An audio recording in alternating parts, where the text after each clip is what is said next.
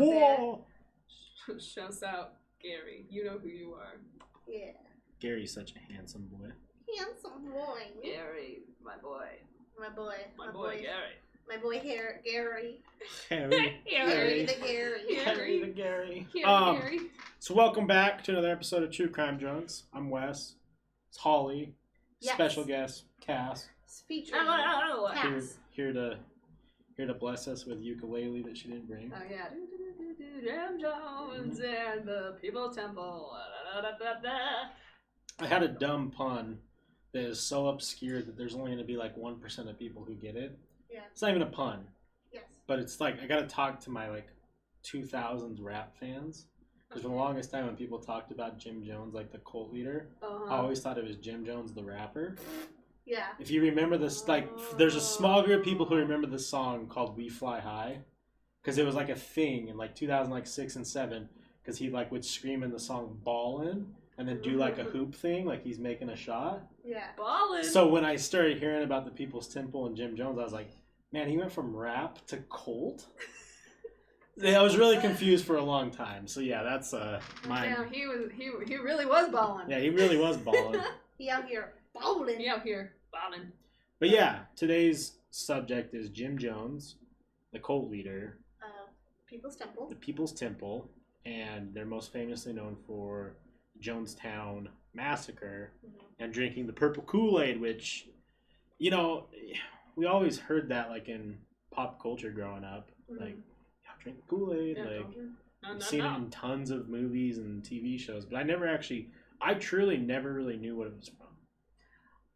I knew what it was from, but I never knew that it was purple. No. For some reason, I don't know where I learned it, but I always knew about the purple Kool-Aid being like, I think... Was it grape? I think so, yeah. I think so. Yes, you gotta really cleanse that cyanide taste out of your mouth. Yeah. But I, for some reason, have always known about the purple Kool-Aid. No, like, and I can't remember why, but I always like kind of associated it as like following sheep. And I don't know if like my dad did it or something like in my youth, but Happy Bert. I've always known about the purple Kool-Aid, and like then I learned about People's Temple. But like for some reason I've always known about Jim Jones. So that's when I would make purple Kool-Aid jokes, and people were like, ah ha ha, and I'm like, yeah, you know the mass suicide, and he's like, what? That's suicide. Yeah, suicide's badass. I didn't have a really good joke, but. Apparently, I'll get more into this in his childhood. His father might have been associated with the Ku Klux Klan. Oh no! But maybe that's why Jim Jones went with the Kool Aid to represent his father. So it was like the Kool Aid Man, Ku Klux Klan. No, I didn't really follow. I was trying to think of like the Cool Kids Club with all K's. The Cool Kids Club, the Kool Aid Club. Yeah, because I'm in like this Discord group that's called the Cool Kids Club. But anyway. Shouts out that you're in that Discord club. It's funny. Jesus. And no, I'm like, this is got joke. But I found one online. That I was like, you're like just Chef's Kiss. Chef's Kiss. This is from upjokes.com. So why don't people make jokes about the Jonestown Massacre? The punchline is too long. That's what you call an slapper, kids. that was a good one. Yeah, and that's like basically the entire. Ooh, this one is. This one had profanity. But most every single joke is the punchline is killer, or the punchline is too long. Yeah. But. We're trying to think of something that can go with like Kool-Aid, because like cool KK. Yeah. And his dad was in the KKK, but it didn't really flow. So I was like, I'll just go with this one. I think that most of his stuff growing up, like when he became an adult and he started doing all the stuff he did, he must have really hated his dad. From what it sounds like, it does. But I don't know, because like from what I can hear, his dad was like working so much, so like. Oh, so he never got much interaction with his dad? Yeah, not really, but I think that's also what leads to this problem. So let's start off with Jim Jones was born May 13th, 1931 in a rural area of Crete, Indiana. A lot of things happen in Indiana, I feel like. Yeah. 100%. To James and Loretta. And I guess he was, I don't know why this is relevant, he was Irish and Welsh descent. I'm also Irish. Connections. I wish I wasn't. Oh But last I am. Good one. He later claims that he's like partially Cherokee, but like that's also saying like I'm 132 Cherokee. Yeah. Everyone's 100th of something. Yeah. Yeah. Mm-hmm. I'm 100% white. Yeah. I'm mostly I'm like 38% British and Scottish. Yeah. And Irish. So like none of it. I'm like 0.08 Jewish though, so Nice. shouts out Hanukkah. Shouts out. Just ended. But Shouts out so Hanukkah. he was kind of born during the time of like as soon as like the end of the Great Depression. So that's why their family kind of like wasn't very close because of that, because his dad was working full time and so was his mom. So he was very bitter about that because he wasn't getting attention as a kid. And so he when they would go to like church and stuff, he was really interested in like the pastors and like how they were able to lead a room. And so as a kid growing up, he would actually hold his own, is it sermons? Yeah. His own sermons with like kids in his grade. Because like during that time, most parents were like working all the time and like just kids were just wandering the street because like, you know, there really wasn't such thing as daycare nor child rights. That's why my favorite John Mulaney jokes is the most rights you've seen evolve so quickly are like children rights. Mm-hmm. Yeah. Which is so insane. Put to him think to about. work early. You know, not give anyone else rights, the children. I think it was just, it's so funny to think that like not that long ago, like you could be working in a factory like next to like an 8-year-old. Right? Yeah. Just like a little kid. How wild would that be? Like you just fucking like, hey, little feller. It'd make me never want to have kids. No. I'd be like, oh, But free labor. Hell all yeah, right. we'd pay them I'd be way like- less. Yeah. Probably really annoying. I feel like they probably come in there on early. They're Like one it'd grown be man like like little mini me. adults. I like one grown man me look at this little 8-year-old. I'll fucking murder you, and then he'll probably never be annoying again. Yeah, he'd probably just be like, Okay, understood. I'll do my work, Sweet. sir. All right. Yes. But, so he was kind of raised during the Great Depression, so he didn't really have a lot. A lot of people thought he was like a weird kid, because he was like way adult for his age. Like he acted more mature. And I think that's what kind of led him to be able to then kind of, you know, have like this respect with children because he knew how to talk. Because he got really weirdly into religion at a very young age. I bet John Wayne Gacy hated child labor laws. Sorry, fun fact. I know, it really took out a lot of his pool. You know what I'm saying? Yeah, yeah. How great would that have been if they could have hired an 8-year-old on the construction site? Oh, I'll bury you later. I'm gonna bury you later. He's like, what do you mean, Mr. Gacy? And he's like, you know, bury you at work. Yeah. Bury you in work. Bury Definitely you. not this house. Yeah. Not in this. Not in my basement. Yeah, Not my basement. Not in not here. No. Yeah, but when I was trying to make a joke with the Ku Klux Klan, didn't really work. But I thought of a joke. what was a good joke? Why did they not let Jim Jones? Why did they ban Jim Jones from Prom? Why? Because they were afraid he was gonna spike the punch. I like That's that. a good one. That's a good one. I like that. I had the greatest tweet yesterday, a couple of days ago, and I'm so mad I didn't get the publicity it deserves. What was it? Said I'm like the Grinch, but it's my dick that's 2 sizes too small.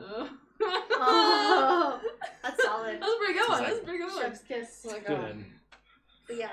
But apparently, they think that his father was like part of the Ku Klux Klan, which I guess was very popular in the Depression era of Indiana.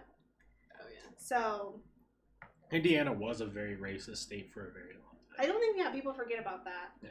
But yeah, so they think that like, cause like I guess apparently like his father for many years refused to allow Jones to speak to anyone of any color that wasn't white, and like wouldn't allow him to have friends over that were black or like things like that. But Jones' parents did separate, and he relocated to Richmond, Indiana with his mom. and then graduated with honors, early honors, in 1948. Fancy scholar boy. Yes. And so... Strong brain. Strong brain. No smooth brain action over here. No smooth brain. But even as a young age, he was very interested in, like, Marxism and, like... He was a communist. Yeah, he really liked studying all that kind of things. A lot of people speculated he was very into, like, learning about Marxism and, like, communists and, like, religions because he didn't have friends. Fucking nerd. But even with that, apparently one time he, like, held a funeral for a cat he stabbed. So that way he was able to bring kids in the neighborhood to have a funeral. And to have, like, people gather for him to hear his speeches. Things like that. I feel like that should have been like a little warning sign. Red flag. That they're like, something is wrong here. You know, it's weird because even though Jim Jones... I mean, yeah, when we get later in the story, he murdered a lot of people. Yeah. But leading up to that point, you're going to hear a lot of stuff that, like, depending on how you look at it, there's a lot of portion of his life where, like, if you take away the negative stuff and the communist stuff, pretty fucking great dude. From what I can tell, I mean, he was able to gather kids to listen to, like, sermons or, like, listen to him talk.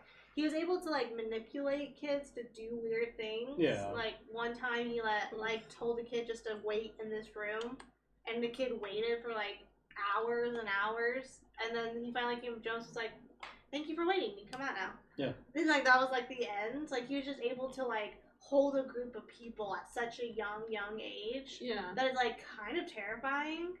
Especially because, like, obviously we know what he does in the future, but, like, to be able to... Because you've heard children, they're not entertaining for that goddamn long. No. I mean, especially, like, as a kid myself, like, listening to one person talk, especially one child talk and no one else talk. You're just kind of like, all right, you've said the same thing over and over again. Right? And so, yeah, so, like, he was able to, like, even at the young age, be able to, like, hold people's attention and get people to listen, and took a lot of interest in religion, which was how he then created his own religion. Yeah. Well, and it's pretty known that even at a younger age that he liked to study specific people. Obviously, Karl Marx being one of them, but also people like Stalin, Hitler, Gandhi. He even later adopted a child and named him Stephen Gandhi. Oh. Like, or Stephen Gandhi, whatever it was. But, like, he definitely had this weird infatuation with, like, people who knew how to control large audiences. Yeah. And whether that be through voice or action, like, he was very successful with it. Very successful. I mean, he didn't kill 900 people who weren't ready. Like, they were there for him. Yeah, and they were like, I will do anything They you were tell me pretty to devoted to the people's temple. Like, he Yeah, was like good at what he did. He was very good at what he did, but yeah. And then once he graduated, he got married, went to school. Yeah, he's very educated. A lot like all of our other people. It did take him 10 years to get out of college, which, you know, take that for a grain of salt. But just like a lot of other people that we've covered, he's definitely not dim-witted. He has a good head on his shoulders. I do think it's interesting that a lot of people point out that he did get married to his wife, who was there on Jonestown. Yeah. She stuck with him all the way to the end, even though at points he definitely was cheating on her. But he got married like at a 19, 18, right, a year after high school, and everyone always said, like, yeah, because he's way more mature for his age than most people. Oh.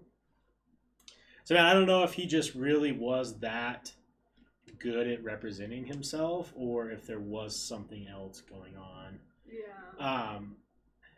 What's crazy about all this is, obviously, he was very into, he believed communism was correct. Yeah. He would go to communist meetings. You know, he got followed by the FBI because of it. Yeah. So obviously this is right during the time where it's like No. You can't have communism in America. The commies. They're gonna get you. Yeah, because this is like right after World War II, when it's Yeah. like they understand like Hitler and like what that can do to an entire country, and then World War. Yeah. What's interesting is he felt like he was getting persecuted because of his beliefs, and he sat down and was thinking like, well, I'm so frustrated and pissed off that because I believe this, I'm gonna get like in trouble or potentially like imprisoned because of this. Yeah. It's like, so I have to come up with a way to be able to spread my message without getting in trouble. Right. So he did what any smart person would do. He infiltrated the church. Yeah. I mean, there's no better way to spread messages, even if it is communism. Yeah. You could sneak those in your sermons Just like all the time. little bits and pieces. Well, yeah, because I mean, especially during that time, everyone was very into religion and things like that, and everyone, I mean, still is, but like Different level. Different level. It just amazes me, like with religion, how much you can get away with saying. Yeah. Almost. Yeah. Yeah. I never realized until reading this how much power Jim Jones actually got, especially later on. Mm-hmm. I'll get into it later, but he had meetings with some very powerful people, including Jimmy Carter's wife, some vice president, I can't remember his name, and they were all like pretty supportive of him and the People's Temple. Yeah. And like, if you think about history-wise, let's say he was able to persuade Jimmy Carter's wife, who then persuaded Jimmy Carter to believe more of what Jim Jones thought. Yeah.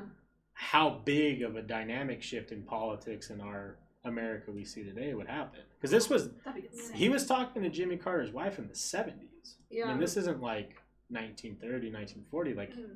this was in more recent history. Yeah. We have family, I'm sure all of us, that were well alive in the 70s. Oh yeah, for sure. Doing acid and smoking weed and getting in Mhm. trouble. Yeah. You know, like, Yeah. Hoodlum stuff. Right. Hoodlum things. So how he exactly infiltrated the church is pretty. He definitely is a brilliant guy. He got his start at a Methodist church as a student pastor. Now, the guy who gave him this go was aware that he was a communist and was still like, seems like a good guy. Yeah. Seems like a good guy. Maybe he's just a little bit off. And that was at the Somerset Southside Methodist Church. Shouts out to them. I'm sure they're still going. Shouts out Somerset Southside. He soon later left that church because his leaders forbade him from integrating blacks into his congregation. Now, this is the part of Jim Jones that is pretty fucking awesome. This whole separation of blacks and whites, and he all thought it was bullshit. He's like, I don't get it. Like, why are we not integrated? Yeah. Like, Makes no the sense. segregation is just awful. Mm-hmm. After leaving that church, he witnessed something called a faith healing, which I don't know if you guys have ever seen videos of that. You can look it up. Yeah. It's pretty. It's intense. It's funny. And he saw how much money it was bringing in and how much power and people, and he thought, He was like, yeah, exactly. I like to think that's the exact face he was making in the mirror. He's like, fuck. alright. So he organized a super big for the area convention to take place in 1956, and he actually brought in William Branham, who I didn't do any research, but I guess at the time was a huge evangelist. I hate that word, evangelist. I suck at that word. Yeah. But he was Evangelist? evangelist. Yes, he was a healing evangelist during the time who was like, that was the guy who did it. And he brought him in hopes of like bringing in large audiences. Oh. Yeah. And this guy was also an author, so like, you know, people wanted to come and talk to him. Right. And it was successful. It brought in tons and tons of people in the area, and Jim was actually able to convert a lot of people into his way of thinking, and this is where the first start of the People's Temple came about. Now, it had different names, which I couldn't find. Yeah. I'm sure, just like the Heaven's Gate cult had several names at its start. Yeah. It eventually did turn into what we know today as the People's Temple. Yeah. And to expand more onto, I think, why his religion was able to get so popular with such a diverse group of people, in 1960s, he was actually appointed director of local human rights campaigns or commissions. So he was actually in charge of human rights campaigns. He even received a Martin Luther King Jr. humanitarian award for his work with helping segregation in Indiana. He did so many different things. He helped racially integrate restaurants, churches, the police department, even museums, anything he would do. At one point, even he was I don't know what happened, but he got sick and he had to be taken to a hospital. And he refused to be treated in the White Wing. He's like, no, I want to be treated in the... Yeah, he got placed there on accident. Mm-hmm. And when they were like, oh, we'll just take you over to the White Wing, he was like, fuck that. Fuck you guys, I'm staying here. Yeah. And not only did he stay, when he started feeling better, he went around and was making the beds, which was unheard of for a white man to make the black people's beds in that hospital. Yeah. Changing bedpans and doing the whole nine. And this put so much heat on that hospital, Jim Jones doing this, saying hey, why are you guys still segregating the hospital? Yeah. That they were pressured into breaking that segregation completely. Yeah. So Jim Jones really this whole era. Cool guy. Yeah, this whole era of him doing things was really positive. He may have single-handedly been, excuse me, I don't want to say single-handedly, but he was such a big part of breaking down that segregation in Indiana during that time. And I didn't know this. So he was at a meeting for the NAACP and Urban League where he was yelling at an audience saying that they needed to be more militant, which, that's a different argument for a different time, whether that's good or not. Mm-hmm. But he climaxed with the quote he said, screaming, he fucking nutted climax. Nut. He finished his speech by saying, let my people go. And that's a famous line. You hear that all the time. Let my people go. There's been songs written about it and all that type of thing. And, it's just, it's so weird to think that he went from really being a positive impact to later leading the largest mass suicide in almost the whole world. Yeah. How does somebody go from go from ending segregation in Indiana, where they had his father was part of the Ku Klux Klan, to somehow having a commune and killing 900 people? Yeah. Let's find out. Yeah. All right. Am I right? Some of the other stuff that I thought was cool that he did was he would reach out to American Nazi leaders and get them to write him shit, and then he would out them. Just straight up out him in public. That's some fucking, Which, can we talk for just 2 seconds about how mind-blowing it is that there's still Nazis in America? Seriously. White supremacist groups? Yeah. I was watching a Vice. This just came to my mind because, it blew my mind so hard. Because, so there's this family that are raising their children to be white supremacists. And one of the Vice interviewers was talking to the guy one-on-one. And he's like, hey man, you have a black child. Is your child less than your white children? And he's like, no, they're not white. I love my children equally, all the same. And he's like, how can you say that and then teach your child, your white children, to hate people of color and hate anyone that's not white? And he literally couldn't even think. He was like, I'm sorry, I'm legitimately thinking this through. And I think that Vice person kind of helped put this guy in his place, because he has other children who are not white, and he's yet raising this new group of people. And his wife, who's ugly, of course, just kidding. I've never seen an attractive white supremacist. Let's just put that out there. Big facts. But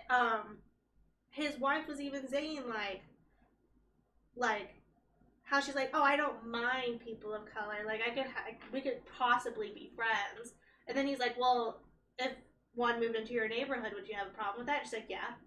And he's like, do you have a problem with me right now? And she's like, didn't comment. I think... Because the guy was... I think the reality of part of it, too, is, like, the reason why there's still shit like this is unintelligence. Yeah. Like, whether that be that they just didn't go to school or they just had really shitty upbringings, like... Yeah. And that's not me trying to say that it's okay. Like, it's definitely not. And I keep saying how much I hate how people still give okay passes to older generations for shit. Yeah. They're supposed to be mature. And if they can't switch their ideas around by the time they're 60, 70, they're not mature. They're fucking idiots. Yeah. Yeah. And, like, I just really think that a lot of it has to do with, like, really idiotic people having kids. Yeah. Well, I mean, these people have like 3 children, and they're literally teaching white supremacy. Yeah, and those are going to be 3 kids who are probably going to have 3 kids each, and it's going to continue this cycle. Yeah, and then it's just going to... I mean, that's the whole reason that it's still prevalent today. Yeah. Is because dumb people keep having kids and then raising them that way, and then they know nothing else other than that. Hashtag don't let dumb people fuck anymore. Yeah. Like, let's teach sex ed better. Yeah. Well, I don't think that's going to stop anything. I mean, in most of the states, they teach abstinence, and they, you know. Oh, well, yeah, that's definitely not That's what the they do smart here. thing to do. Yeah, so that's why I'm saying Abstinence is not the way to teach, because all that... When they started telling me that I shouldn't have sex before marriage, I was like, that's all I want to do. You're saying that's not okay? Instead of, like, you know how, like, in movies and TV shows, they, like, have that scene where, like, the teacher comes in with a banana and shows how to roll on condoms? I never saw that. Yeah, no, same. Never. I was told what a condom was. My like, that was about it. My teacher literally was like, legally, I'm not allowed to tell you guys about certain things, like contraceptives and whatnot. But if you ask me questions, she can answer. I can answer. Yeah. Did you have our health teacher? Yeah. Shouts out to our health teacher. Not gonna call her out because she did that for also my class. Yeah. That's the only, like, because I remember her exactly having say, I legally cannot tell you, but if you ask me, I could give you an educated response, but I'm going to teach you this. But I'm going to give you a response of what you can do otherwise. It's just so idiotic. And I know that we live in a specific area where there's lots of different cultural things going on, but it's so idiotic to just think by saying that you shouldn't have sex that kids all of a sudden are not going to do it. Yeah. Like, I mean, the sex rate's going up and up. The younger Especially generations they're having sex at younger ages. Okay, I'm not going to say anyone's name specifically, but I heard a story from someone who worked at an elementary school, and this was like 4 or 5 years ago, maybe. And she said that there was a situation where they caught a boy and a girl in the playground. The boy was finger banging the girl, and the girl was jacking him off. What? 6th graders. 6th graders. So maybe we need to start pushing when we start teaching sex ed a little bit younger, because let's say those 6th graders started banging and she got pregnant in 6th grade. I mean, I don't know, like, health wise how bad that would be, but I couldn't imagine that's going to be good. Oh yeah, no, because there's a certain point where you have to let your body fully develop. Like, that's why, like, 16-year-olds are so fertile, because that's technically, in a sense of just our evolution, when we're the most fertile is at a young age, so then that way we can pop 10 times more out in the future. But I mean, I know my ex had a coworker who, it's kind of a funny story. He first tried Jell-O, American Pie style, the Jell-O. Oh, nice. Yeah, so he did the Jell-O, and then he had sex. He lost his virginity at 13. Yeah. So it's like, people are doing it younger and younger. We can't, it goes along with, like, you know, my whole thing of, like, we can't keep letting older generations get away with shit because it was a different time. We can't turn blind eyes to things that we're uncomfortable with. Yeah. I don't want to talk to fucking 6th graders about sex. No one in the world does. No. But it needs to happen. Yeah. You know, they need to understand, like, hey, we can't fucking watch you 24/7 every single day of your lives. Like, kids are going to make dumb decisions. But listen, like, these are the ramifications of if you do this not safely, like, your life's not going to be great. Like, and I don't mean that in a rude way to anyone who had kids at a young age. Like, you can still have a fantastic life, but it's going to be a struggle. Yeah. Oh, yeah. Yeah. And, like, I agree with you in the sense of, like, we should teach them at a younger age. Well, in that way, too, they just, like, it doesn't even have to be, like, okay, now go have sex now. No. It's, like, a more of, like, hey, in the future, this is what's going to be happening. Please talk to me when you get to that age where you want to start. Yeah. Well, and parents need to be more comfortable with it, too. Like, I get it, right? Like, it's not an easy thing to do, and I'm sure, like, having that conversation, I'm sure parents dread it. Oh, literally, especially here. Yeah. I had a friend who, I mean, she also was, like, religious and everything, and she was getting married, so she hadn't had sex until then when they got married. And she was telling me, she's like, I don't know anything about it. And when she asked her mother, like, hey, I'm about ready for my wedding night, do you have any help? Yeah, like, inputs? All she said was, have fun. That's not great. Yeah. And I was like, yeah. What? If you want to hear something baller about my grandma, though, so we have a really close family, friends, who are super, super religious, and their mom is also the same way, where they just don't want to talk about it with their daughters. And they had 3 weddings in 1 year for their youngest daughters, all got married in the same year. It was a wild time. We went to so many weddings. I bet. It was insane. But it was, like, known in the group. They were like, oh, mom's not going to tell you anything. Talk to your older sister or talk to Aunt Virginia. Because she's going to tell you what's up. And my grandma would. To the point where the youngest was sitting at the table thinking, like, oh, I'm the youngest. You've done this with 6 other girls. You're comfortable now. Not realizing that they only went to my grandma. And the family friend's mom didn't know that they were going to my grandma. And we're talking about it because it was just them. Like, I wasn't even in the room. All I remember was hearing a scuffle, like a chair, like, slamming. And then all of a sudden, a glass getting thrown in the sink. And my grandma being like, we need to leave. Because they were talking about, I don't remember what they were talking about. Like, my grandma wouldn't say because I was only 13 at the time. But she was like, you know, she's like, everyone's comfortable. Because she's also a labor and delivery nurse. Yeah. Oh, yeah. She's so educated on women's reproductive health and she's also had 3 kids of her own. Yeah. And she's been married twice. She knows what it's like on your wedding day, especially losing your virginity and things like that. Yeah. And her friend didn't realize that all her kids were going to her for advice and not going to her. And I think the youngest called her mom out and was like, well, at least Virginia will talk to us about it. And I think that's what started the fight. She's throwing some hands. Yeah. Throw down Virginia. Which is hilarious because she's 4'11" and, like, she throw small ones have the punch. I know, that's why she threw that glass down that the house was just silent. Everyone's like, and then we just got up and left, and I remember, like, Rachel being like, I'm so sorry, and my grandma was like, if you still want to talk about it, let's call me. I think, too, something that I've thought about this subject a lot, especially after hearing that thing at a certain elementary. I was like, what can we do as, like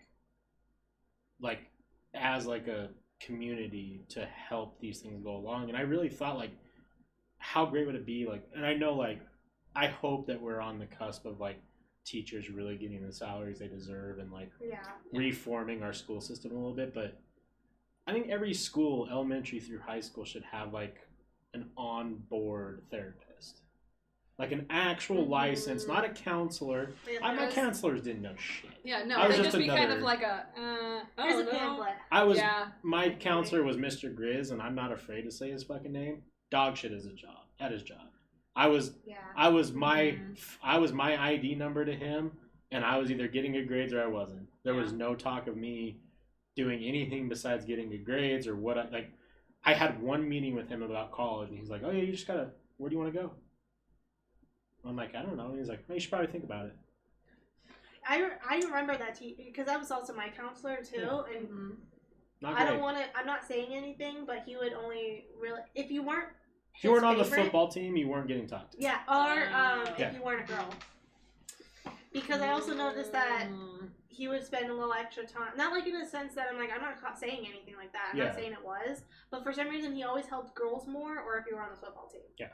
But even with that, if you weren't his friend, he never talked to you. I was neither, and I only had one meeting with him through my high school time, and that was like a month before graduation on my plans on the future. Oh my god. Oh, where they make you But do I it. think that I think that we should have like a therapist at every school, and I think that there should be like a more openness, like, you know, I'm sure for more specifically women versus men, like losing your virginity is a very emotional situation.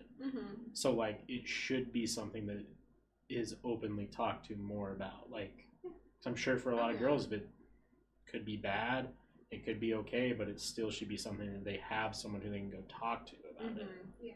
You know, especially if they're even younger than, you know, if it keeps getting younger and younger, like having just an adult who isn't your parents or who isn't like in control of like your grades, like a teacher or something like that, having like a therapist that you trust who's like a homie kind of, because that's how when I went to therapy, my therapist was like a homie to me. He was just like like a friend. And he just knew what like I needed.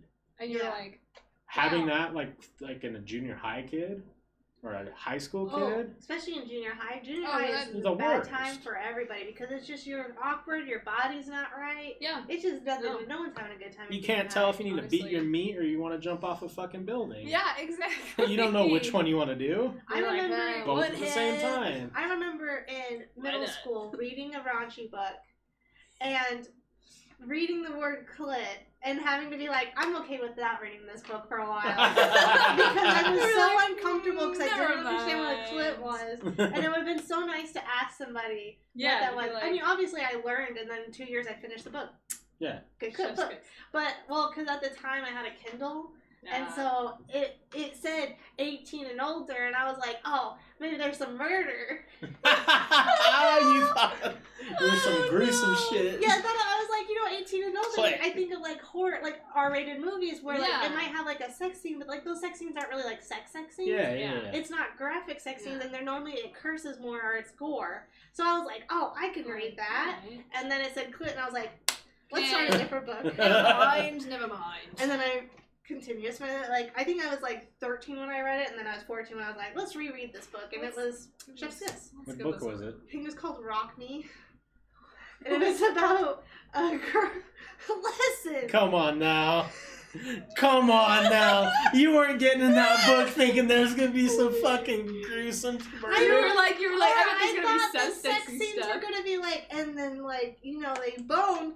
I didn't think it was gonna go into that graphic anatomical. Yeah, usually if you catch a glimpse of clit, it's gonna be a little bit more detailed. Yeah, see, that's what because I was starting my progression of I was just reading everything, because I was like, I finally learned how to read. No longer illiterate. And so, it sounded like a cute story. It was like a guy who was like a bad boy and a girl. It's actually a really good book. Rock me. That just makes me think of when I first was recommended to read Court of Thorns and Roses. Yeah. And quality book. Yeah, which is so good, and I'm so excited for the new book to come out in February. I was like, all right, I'm excited, and then Holly was like, all right, so it's like not too raunchy or anything. I think it says like cock like once, and I was like, okay, whatever. I read it and I was like, oh, that is some detail. And I texted her almost immediately and I was like, you lied to me, first of all. Yeah, we got an issue here. Yeah, you know what? Okay, well listen, I read the word clit at 13. I was desensitized. I was desensitized to what is raunchy nowadays. Everything after that was just cakewalk. Yeah, and if it makes an example of what it's like to live in Utah, one of her other series, Throne of Glass. Yeah. We went to a local bookstore of ours, and in that, I think it's the 5th book, which is one of the raunchiest of the books. It gets more raunchy. Oh, well, I need to catch up. The Throne of Glass you would actually really like because it's about an assassin. Oh, it's so dope. Is it not the same people? No, it's a different. But there's it's kind of like a multiverse sort of thing. It might be. I mean, I'm hoping with this next 3 books that's coming out of Court of Thorns and Roses, maybe we'll get some, connections. I mean, technically, also, there's this whole part where I think it's the girl from Throne of Glass. There's like this whole thing where basically she kind of like goes through time and space for a real quick sec. Hell yeah. And she sees everything, and it mentions people from the other book, like her seeing them. It mentions a girl with fae ears and a guy with wings, but with fae ears, kind of mentioning. We know that guy with wings. Yeah. I'm waiting for him to do like a Naruto Shaolin Jutsu and just gangbanger in his city up in the sky. Oh, dude, yeah. With that view. Yeah, with that view though. He walks in and he's all like, what about 3 of me? And then he just separates. That would be amazing. And then he just does the fucking Hagrid, like, flops it out, and she's like, bam. But, wowie. But we opened the book, because I think there was like a note on the book that said, like, censor. There was something that we, for some reason, opened it. It was censored. And it literally had white out on the raunchy parts. That's hilarious. Which is hilarious because that means that like 60 out of the 800 pages are probably whited out. Shouts out Utah. Yeah, shouts out for the fucking mom that spent the time to white out. It's a real Karen. 800-page book. She was reading and she loved it. And she's like, don't worry, I have the Kindle highlights on my phone. From when my husband's done diddling other kids. Whoa! Damn. Yeah, fucking. Whoa. But you should read the Crescent City as well. That's her other series. I still need to read that, which I'm disappointed. I'm like halfway through the second book, so I need to. You gotta. I'm finishing Harry Potter and then I'm getting back to court. Okay, that's fair. Yeah. That's fair. Okay, so let's get back to Jim Jones on what was going on. So he's doing a lot of work trying to break segregation in Indiana, and one of the coolest things that he did. It's weird to talk about someone who commits mass murder in a cool way, but he did do some cool shit. So he started adopting a lot of non-white kids, and he called it the Rainbow Family. Like his family was the Rainbow Family, which was pretty cool. He basically said that integration, because that was his whole thing, is just integrating blacks and whites and everyone together into a real community. Yeah. Well, and also he adopted Native American kids, North Korean kids. Yeah, I think 3 Korean kids. 3 Korean kids. How many kids did he have? Quite a few. 6 or 7 total. He had 1 biological one. He was the first person in Indiana, first white family in Indiana to adopt a black child. 3 Korean kids. 1 Native American kid. 1 Native American kid. They had kid. 1 biological kid, and then they adopted a white son. Yeah. Yeah. 7, 8. Yeah. Anyways, he was famously quoted saying, "Integration is a more personal thing for me now. It's a question of my son's future." And like that is so powerful to say because like it's not. He just adopted this kid. And he's already like, it's my son. Like we need to get this figured out. Yeah. And it just, to me, that's really powerful because like. Especially because he gave that son in particular his name, Jim Jones Jr. Yeah. So he didn't even give his biological son. I truly, I know that on some Reddit stuff I was looking up, it's argued that he was doing this to establish power. Yeah. Like he wasn't doing this just because he was a good guy. He was doing it. There was always interior motives. Yeah. Which. That can definitely be argued. Mm-hmm. But needless to say, from everything that I saw, he was a great father to these kids. Yeah. And that says a lot about, like, at least that side of his life. Yeah. So, from there, where did he go? Brazil. Brazil? He decided that he wanted to start expanding the People's Temple because it's doing well at this point. It really is. Yeah. Like, he has a pretty big... congregation, everything's going well, so he's wanted to expand as you do with any church. Yeah. So he took the whole entire Rainbow family and skedaddled down to Brazil. Mm-hmm. He's like, "Come on, guys, going to Brazil." Yeah, he made his first trip to Ghana, which is the British colony where Jonestown actually is. We'll get back to that later. Everything just didn't really go well in Brazil. He kind of ran out of funds. He wasn't getting the congregation that he wanted. He thought it'd be a little bit easier. And then he got in communication with his second-hand man or whatever it was back home. and he was like, "Yo, it's not looking good. Like we're about to fall apart." And Jones was quoted saying something along the lines like he felt so guilt-ridden that, you know, he left the movements that were going on in Indiana. Like he felt like he needed to go back. And this is where you kind of start wondering if he was doing and saying these things because he was a decent guy at this point or for ulterior motives. Because instead of going back to Indiana, he decided that we're going to California. San Francisco. He claimed that there was going to be a nuclear war in July 15th of 1967. Now, granted, there was a lot of fear right now because this is like Cold War era. Yeah. You know, USSR, communism's really bad. Like, you know, the classic Disney made the duck hand cover. Yeah. Duck hand cover. Right. For nuclear war. Yeah. Yeah.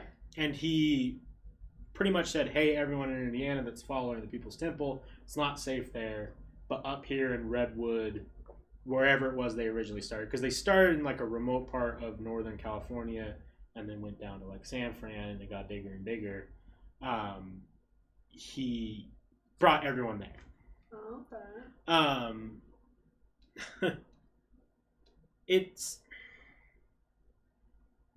It's really weird because like he never really started spewing his communist beliefs in the People's Temple until this time period. And he started throwing in a little bit of stuff here and there to try and start spreading the message. Now, when you think communists and stuff like spies during this time period, you think like he's from Russia and, you know, trying to convert Americans into believing what the Russians believe. When that really is not the truth, at least with him specifically. He really just felt like Karl Marx was correct and that this would be a better way of living than capitalism. And he does have some famous quotes basically saying like, if you believe in capitalism, you're evil. Yeah. Which in 2020 hits hard. Yeah. It's starting to hit real hard. But during the 60s and when everyone started moving up there, he started throwing in these ideas of like different levels of socialism and different levels of like basically wanting to remove capitalism from America. Yeah. I mean, that's what he wanted to do. Yeah. He also taught that those who remained drugged with the opioid of religion had to be brought enlightenment, which is socialism. So if you were still like a Christian, Catholic, anything like that, you're being drugged and you need to get out of that. And the only way to fix that is socialism. And they're like, interesting. I like your ideas, funny man. You're right. Yeah. Jim Jones kind of looks like Elvis. A little bit. I saw him a picture of him getting his reward, and I'm like, look at the fucking mutton chops. Look at those mutton chops. Yeah. He also said if you're born in capitalist America, racist America, fascist America, then you're born into sin. But if you're born into socialism, you're not. So he was teaching all these things in his sermons at the People's Temple. And in the early 70s, this is where shit really starts getting wild. He basically said, if you're following Christianity, you're fucking dumb. Yeah. You're doing things wrong. It was a flyaway religion, as he put it. He rejected the Bible. He thought it was a tool to oppress women and non-whites and denouncing a sky god who was no god at all. You know, I'm kind of liking his words so far. Listen, if he didn't do what he did towards the end, this man is not that bad at the end. now he did get a little weird here for me. Yeah. He wrote a book titled The Letter Killeth, criticizing the King James Bible. Hey man, listen, we could talk religion on some podcasts, but all this shit to me, I'm like, hey, what's up? Yeah. But then he was preaching that he was the reincarnation of Gandhi, Father Divine Jesus, Guatemala Buddha, and Vladimir Lenin. So that's probably not a good look. Yeah. And some of his Temple members were saying that, I don't know, that type of stuff is just too much. It's really weird. He claimed, or he started publicly saying to certain people that he was agnostic and an atheist, so he was against any any like organized pioneering religion. Oh yeah, like, yeah. Atheist is anti-church pretty much, Yeah. even though he's running the People's Temple. So it almost turned in like what the People's Temple was originally had completely switched into almost like this atheist movement of people who just really hate capitalism. Which, if someone were to remake that in 2020, I have a feeling that it might be really popular. Yeah, that would be. Yeah, if there was like quite successful. If there was a new Jim Jones that came up, it would be another big cult. I feel like. Yeah. In '77, he did an interview with New York Times. You have to remember that Jim Jones isn't just like a. Who was the Heaven's Gate leader? Oh, so Applebottom was the wife. Oh, I have it right here. 1 second. Those are the jeans. I think it was Applewhite. Applebottom jeans. No, yeah, it was Applewhite. Yeah. Something. Oh, what was it? I have because I pulled up the biggest mass suicides. He was more of a joke to people, where Jim Jones wasn't really a joke. People took him seriously. Because if you watched Heaven's Gate, his final recordings of his religion, and like his wide eyes, it's fucking hilarious. Yeah. Marshall Applewhite. Yeah, there you go. Applewhite. Oh, is that the guy who like it was like televised and stuff like that? Yeah, no, like Heaven's Gate, because he he was like the. Basically, we think that once his partner, his wife Marsha, was it Marsha? Yeah. Yeah. Marsha Applewhite. Marsha Applewhite. When she died, he just was done. Crazy. I think that's what led to the suicide because he didn't want to live without her because she kind of was his. She was the rational person. She was like the leader almost. Like he looked up to her more. Yeah, like he gave the ideas and she followed through. And then once she died, he was like, "Let's go follow her." Kind of attitude. That's why he came up with all those tapes to get all of his followers to involve. And he even said that like when they decided they were going to do the suicide, that the alien ship was coming and she was on it. Yeah, like she would be there to welcome them because she was already there. Because their thing was like Halley's Comet. There was a UFO behind it.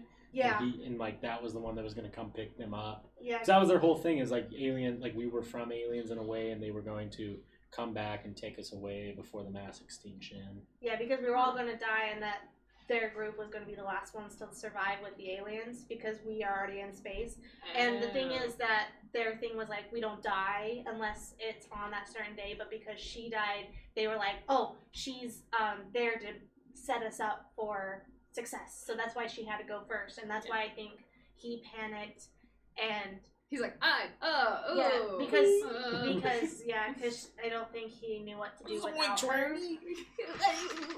Yeah, which honestly is like kind of like a romance, even though she was the theories of the funny thing is the theories of how they met, they don't really know, but a lot of people theorize that he was a psych patient when she was a psychiatric nurse. Yeah, and when he got he out, was they spewing some shit, and she was like, "This guy's not crazy. He's fucking hot." Yeah, and then they started going together. You got that thick six. I'm taking him home. Yeah, because she basically had a husband and kids and left him to go follow him and his teachings of Heaven's Gate. That's fucking wild. Yeah, so that's why I think it was like a ride or die situation, and that's why I think he couldn't live without her because obviously I think she was kind of like his nurse on like taking care of him and like organizing everything. That when she died, he was like, let's follow her. Now for listeners who are like, wow, you guys know a lot about Heaven's Gate cult. Well, guess what? We did a full episode on it, so go check it out on our YouTube or other platforms. Yes. I do think my favorite part about their Heaven's Gate cult thing is them saying that Jesus was just an alien. Yeah. That was my favorite part because it actually, in a weird way, like it made more sense than the actual reality that we're supposed to believe. But here's the thing. Shouts out on that. Here's the fucked up thing about Heaven's Gate. When they kind of like recreated the Bible, it fucking made more sense than the actual Bible. That Jesus was an alien that came down on Earth, and that's why he was able to resurrect because he wasn't fully human because he was an alien. And like all this bullshit that like as to what religion is and like the origins and like all the stories and like all being connected towards like. And someone like basically, I don't think they went into detail of how they impregnated Mary Magdalene, but like it was like a probing kind of situation. Like that's what makes sense. That's what they hinted at, that she wasn't like, it wasn't immaculate conception. It was like these aliens came down and was like, hey, Hey. Fun fact: they were really huge science fiction nerds. Yeah, weird. Oh. If you What? can, We would have that. Is Crazy. it was said in their early relationship they would hang out and like read sci-fi and fantasy and shit. That's kind of cute. Yeah, it's way cute. They were fucking. They would be that Little couple on nerds. TikTok that are so cringy, but you're like, they really are in love. like that one TikTok couple that lived in their car for a hot minute. Oh my god, Yeah. They yeah. had places like at home to live. Their parents just wouldn't let them live in the same bed, so they just shared a decided car. to Yeah, live in a car together. but yeah. So Heaven's Gate, very interesting. Yeah, Marshall Applewhite. Yes. Now, there's a lot of stuff here where Jim Jones starts basically just demantling religion, saying how like he used religion to show how brainwashy it is and how he was able to brainwash all these followers through it, and he's actually trying to get them to understand how bad religion is. More things that are kind of like, maybe we should think about that more in 2020. But within 5 years of moving to California, the temple had seen huge growth. Like, it was booming. Like, People's Temple was great. People are just like... It kind of Nice. reminds me of that Good guy shit. who's out in Texas. I don't remember his name. Who is just raking in millions and millions of dollars a year doing those big stadium. Oh, I know who you're talking about. Is that the one that's selling like the silver? That's like, this is the COVID virus. Yeah. It's how you get rid of Yeah. it. It's breaking the silver shit in your Yeah, mouth. and then he's like, oh, Yeah. yeah. It Oh, really yeah. seems a lot like Jim Jones, just minus like religion bashing and communism. Yeah. That's how it seems like Jim Jones handles himself. So at this point in time, he decided to move his temple headquarters to San Francisco, which is going to be a big thing. And this is where the story starts getting really interesting to me Yeah. because he becomes San like Francisco. he like infiltrates the political parties in San Yeah. Francisco. And what that does is that plays a huge role. So basically, him and some of his other people go down to San Francisco, get involved in the politics, get so deep into it that they actually help get this guy elected. I don't know if I made George Moscone. They helped him become mayor, and in return, they appointed Jones chairman of San Francisco Housing Authority Commission. Which is a really big deal considering they then had a compound. Right. Well, not only that, but this now put Jim Jones not just as this, religious leader as type, but he now had the ability to contact other powerful politicians. And this is where it comes into play, where he met up with vice presidential candidate Walter Mondale, where after their meeting, this Walter guy was so impressed with Jim Jones, he publicly said, like, People's Temple's kind of the shit. And he's like, yeah, they're Yeah. pretty cool. And then he was able to have multiple meetings with First Lady Rosalind Carter. Which, who was the first lady that was known taking a picture with, Pogo the Clown? John Wayne? John Wayne.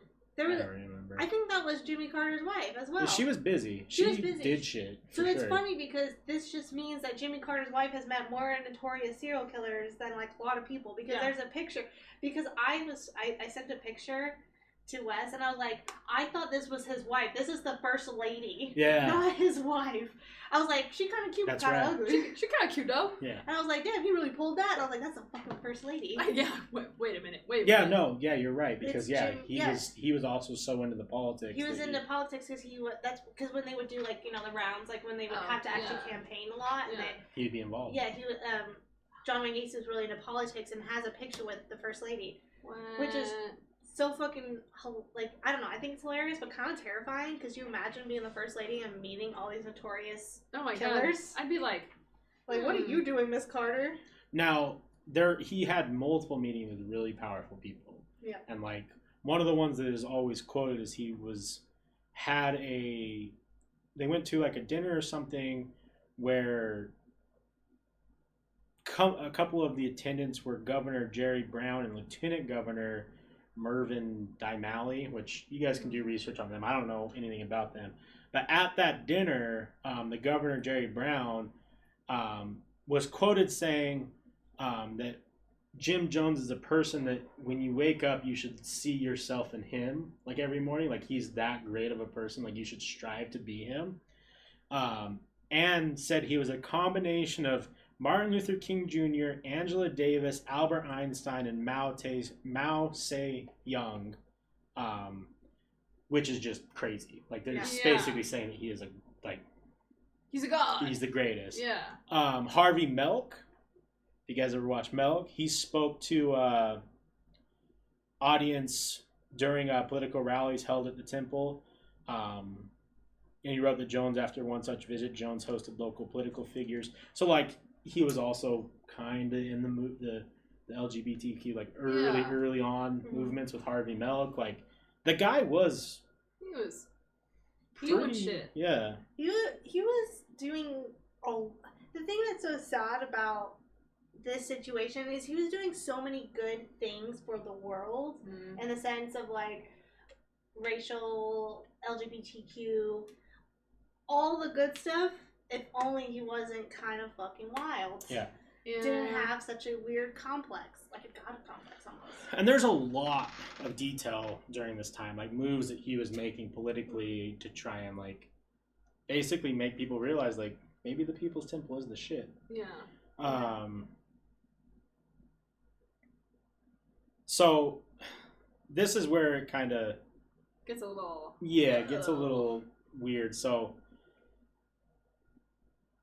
the move to San Francisco was great, but it also brought a lot of media scrutiny because, like, you know, you can't be a communist in America in the 70s. No. Yeah. And people were starting to be like, okay, well, this guy's doing all this great stuff, but he's also a fucking communist.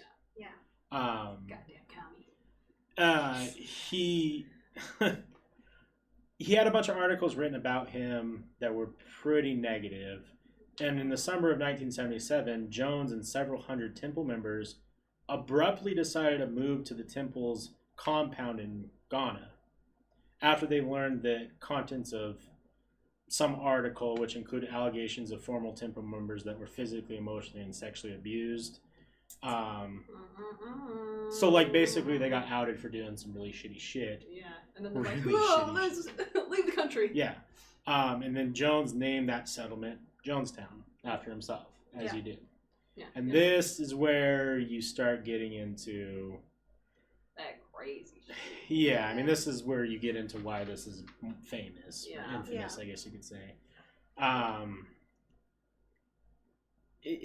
He basically he went to Jonestown and wanted to make the perfect, you know, socialist paradise. Yeah. Because even his wife was quoted, because the thing is with Jonestown, why he, like, would hype it up is because they had female church members, like leaders. Uh-huh. So, like, they had female leaders, any ethnicity leaders, but his wife, I just want to, like, kind of quote what his wife thought, like, why she was kind of like a fucking ride or die. Some of these cult leaders have fucking ride or dies. Yeah. Yeah, what's up with that? Because she was described as... right? Where can I find mine? But she described Jones... We need to make a cold. Sorry. No, you're good. I'm just saying. But she described Jonestown as dedicated to live for socialism, total economic and racial and social equality. We are living communally. And basically claims that can't rave enough about us, the wonderful things we do, the project, and the model of socialism. And they even had, like, their own kind of paper. Yep. And the leader of the newspaper was actually a woman who quoted, "The people were incredible, people who are capable of committing themselves to something outside of their own selves.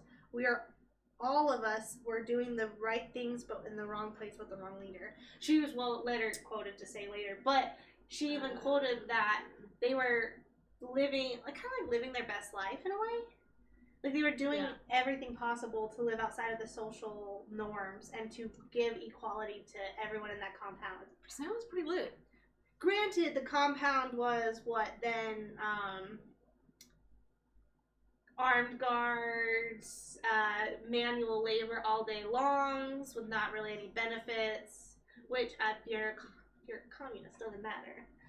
Because that's some capitalist shit if you want benefits. Right. But yeah, so like even his wife is quoted saying that they were living a socialist life with like socialist views that like anybody can be anybody here almost. Well, and he said that the people who were there were the purest communists. Like that was what comprised the members of Jonestown, were just the purest communists. But the problem is he didn't allow people to leave. No. That's when once you were there, you were there. And also too, if you were to, I think they confiscated people's passports, so you like literally couldn't leave if you were out of the country. You couldn't leave because you didn't have your identification. If you wanted to send letters outside of the commune, you had to have. It was like kind of like a little bit like prison where they would censor anything. So if you wanted to say, "Oh my God, this place is hell. Would you please pick me up?" They would basically like white out everything and be like, "I'm having a great time, thank you." Right. Kind of idea. Yeah. So like they would censor any kind of letters, and like you couldn't really communicate to the outside world towards the end. Right, and some of the things like, so it was kind of public knowledge, like it was becoming public knowledge that he was a drug addict. There's not, I couldn't find anything on what. I imagine 70s, I'm sure coke and, you know, the fun stuff. Yeah. And even before he left, he was pretty, like, he was known for breaking down a lot of walls for, you know, segregation, and even 68% of his Jonestown were Black Americans. Yeah. So, like, he did a lot for helping break down walls, even regardless of, you know, if he was a drug addict or whatnot. But Jones started talking about this new idea called translation, which is where we start getting into the real cult-like behavior. So once they were going to get into Jonestown, his followers and himself would all die together and move to another planet and live blissfully. That was the idea. Taking a lot of kind of things out of, you know, Heaven's Gate. What was the time frame? Were these guys similar times? Let me look it up. I have it literally right here. Did they have Nike Air Dunks instead of just the normal Nikes? Like... I wish. So People's Temple was around the 70s, 80s. Heaven's Gate was 90s, early 2000s. Yeah. So, which is crazy to think that it was like this recent, yeah, because you would think you would know Jonestown and you then follow the exact same pattern, essentially. Yeah. But then again, I mean, during I guess anything before and the internet, I would say is, well, actually, Heaven's Gate got big because of the internet. Sorry, let me rephrase. Yeah. I am a true crime nerd, big fan, but kind of before that, you had a lot of pamphlets and things like that. You didn't really have the educational internet to help you out. But even then, with Heaven's Gate, the internet was just new, so that's why they have the website still to this day where you can buy books. But what were you gonna say? Oh, have you seen that TikTok recently where somebody was talking? You know, those posters that are everywhere, like in schools, just any like public place they put it. Yeah. It's like the Shenyang, like the like dance thing. You know what I'm talking about? Oh yeah. With like all that. Apparently, that is actually just a recruitment thing for a communist cult. What? Yeah. Yeah. What was it? The Shenyang or whatever that is. Let me. Oh, you know what I think that was on. I think either Nexpo or one of those guys did a pretty big deep dive on that. They tried calling all the numbers that were on those folders, and like it almost seemed like it was a. I don't know. There was some weird shit. Yeah, there was something going on. But someone tried to remake it as well, just for publicity. Since I'm talking about the original one though was like some shady shit. Yeah. You know, that's the thing is like during this time with without the internet, pamphlets, flyers, and things like that were like a big thing. And then even with the internet coming on, I mean, Heaven's Gate, they still had pamphlets, and then they made their website, and that's where you can buy the book. You can still to this day buy a Heaven's Gate book. Yeah. About how to join Sounds the religion fun. and what their meaning is. I want to get it. I know, Yeah, like I that'd be really kinda do, cool. but like I'm also nervous that like I'm gonna buy it and somehow like the FBI is gonna be like, "What the fuck are you doing here?" What are you doing? But like I know that's not what's gonna. I want to happen. buy it and then go get it signed by the dude who didn't kill himself that day. There was actually a few that didn't, so Yeah. like there's some survivors. Are there some survivors of Jonestown? Or Yeah. are they Well, yeah, all because gone? that's where we got the quote of the lady saying that it was a great place, it's Yeah. just the wrong leader. Um, Because she was, I think, because I think there's like you can somewhat leave, or somehow got away. Like there had to be some like it's like either you got so Yeah. sick you had to go to a hospital. Like they're not gonna like keep you that deep. But the thing is, for, like, it was. special permission or But something. it was also like this is a commune. Your house is here. Why would you want to leave? Kind of attitude. Yeah. So unless she was like had a job outside of the commune to bring income for everyone in, kind of attitude is like I assume because like the thing is we'll talk about like what happened during the mass suicide in a minute, but yeah. So basically, some people did survive. That's why we have some like in depth as to what was going on inside of the compound because it was heavily guarded and people outsiders couldn't come in and see what was going on unless you were joining, kind of attitude. And during that time, with like, cause like now with the internet, if you saw like, oh, there's a commune and we can like go and visit, kind of attitude, people would go and visit it, and then they would put up a front, kind of like how North Korea does now when they let am I wrong? Yeah. When they let tourists in and they have all Yeah. that fake fruit and all those fake like all those basically fake people. Because they also hire people to like cry at, like what was that leader? The leader who died and everything. They literally hired some people to like cry for his funeral. Yeah, like they had actors. Yeah. Like that's what North Korea does, so people don't really know what's going on in North Korea, and like you're only getting what they want to show you because there's no way to actually film. And when you are able to film, you can only film certain areas because it's all pretending. So I think that's what's different about this time period and with Jonestown. You don't have like people on the internet going, "Oh, I kind of want to go visit this and see what's going on." Like Area 51, everyone got fucking. I think there was actually big. more publicity for this than a lot of things because like. Yeah. Jim Jones was such a character and he was on TV like so like there's a lot of stuff that happens even from like the start of them being in Jonestown to like the eventual mass suicide. Like he basically wanted like he started getting scrutinized, almost all of his political ties broke ties with Jim Jones because they're like he did all this crazy shit starting to surface. He moved to Ghana, like he's like going crazy. He had a couple supporters still. Actually, Harvey Milk was a person who wrote saying like he's a great person. Like you guys are just trying to scrutinize him because he's, trying to help the causes and different things like that. And he basically wanted to somehow fix his reputation and come back to America. Well, it didn't work. It didn't pan out. And as a matter of fact, there was something known as the Port Katauma airstrip shootings. And basically what happened is those armed guards that we talked about at Jonestown ended up shooting 5 people who were coming to do like a report on Jonestown. Like, there's a lot of detail on it, and this episode's getting kind of long, so I'm gonna have to spare some of it, just for. I guess it's not. But just for the sake of it,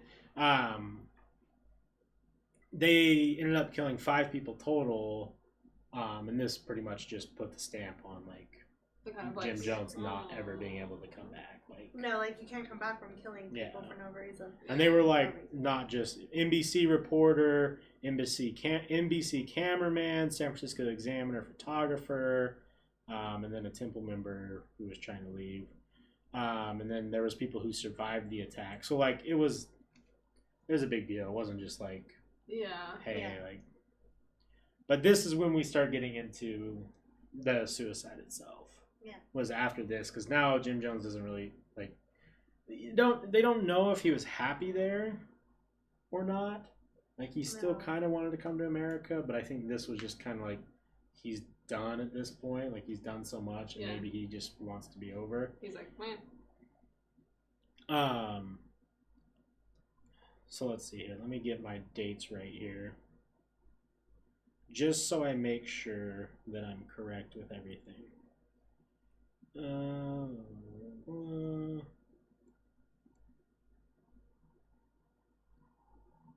I believe the same day, and don't quote me on that because I'm not 100% sure, the same day as that shooting that took place, the 909 inhabitants of Jonestown, 304 of them, which were children, died of an apparent cyanide poisoning, mostly in and around the settlement's main pavilion.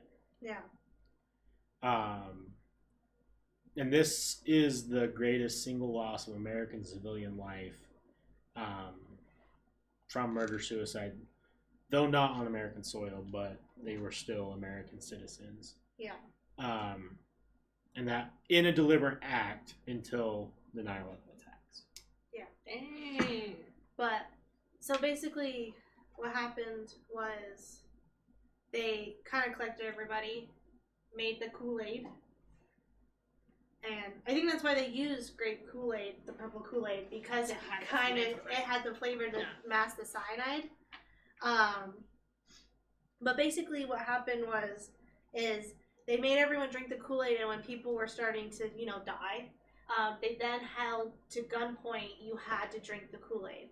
So even if you didn't want to drink the Kool Aid, you had to because they had guns to your head. So whether you got shot or you drank the Kool Aid, which I don't know what would be better, drinking cyanide or getting shot in the head. I feel like getting shot in the head, but I feel like that initial fear is I would just rather drink it. Yeah. And help, because I think when you're drinking it, you would have that split, oh, maybe I'll live. Yeah. But you're not. But it's kind of one or the other. Pick your poison, I guess.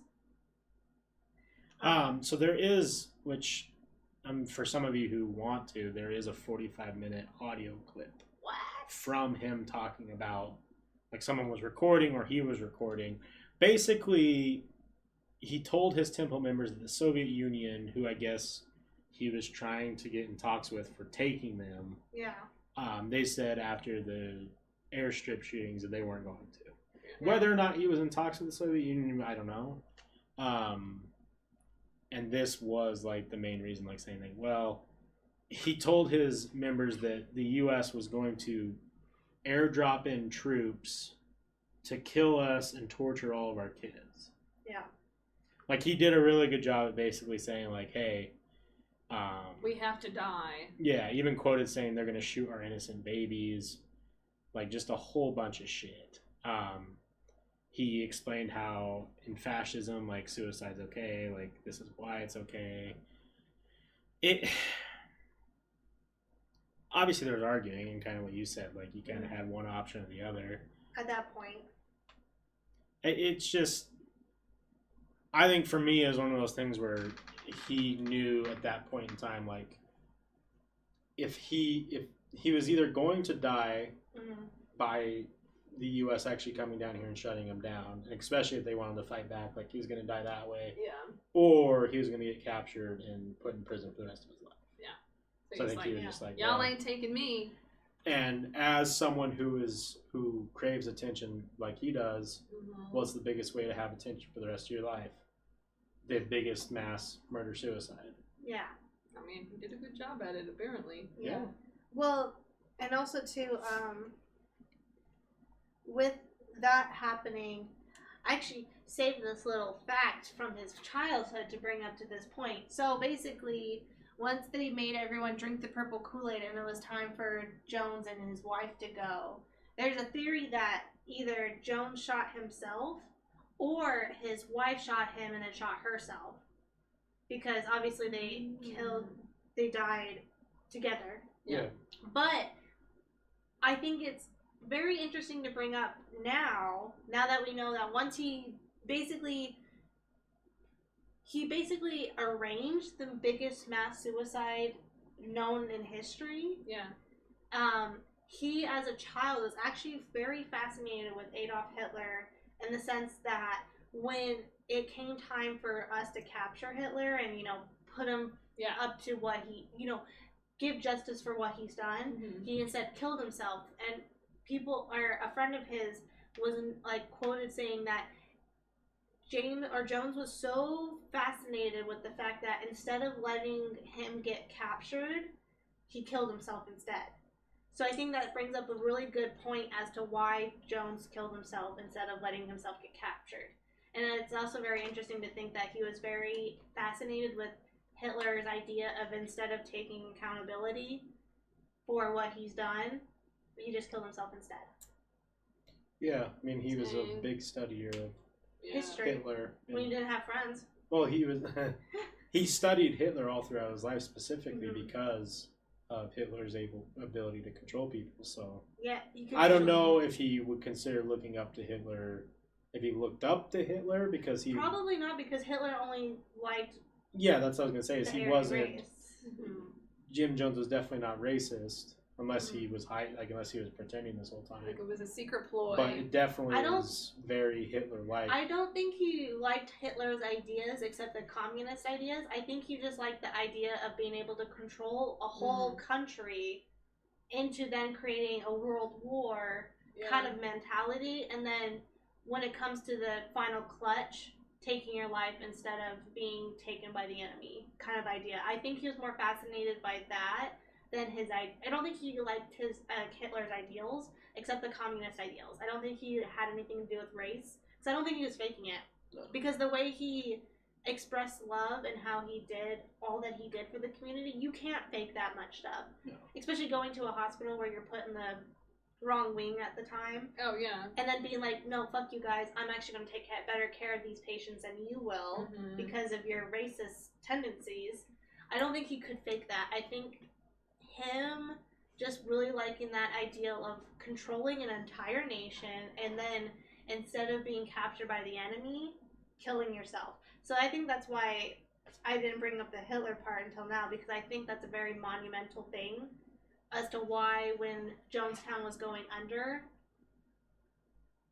he then created the mass suicide and then killed himself. Yeah, that would make sense. That's my theory. I like it. Theory. It's a pretty good one. But yeah. But I think also too, a fun thing we didn't talk about, because I didn't realize until now, is a lot of like a real big reason why he also then kind of pushed for the mass suicide is because he was getting a lot of heat from the court system. Yeah. Because Jones had sex with one of his members because he was not faithful to his wife. So his wife was a ride or die, but Jones was not faithful. He actually had a son with one of the members, and the member's wife and husband actually left the commune because they realized they were in a bad state, and they were like, this is fucked up. Yeah. And they obviously that's where Jones's youngest son, John Victor's, because Jones claimed to be the father, and then they found out that Jones was the actual father of John.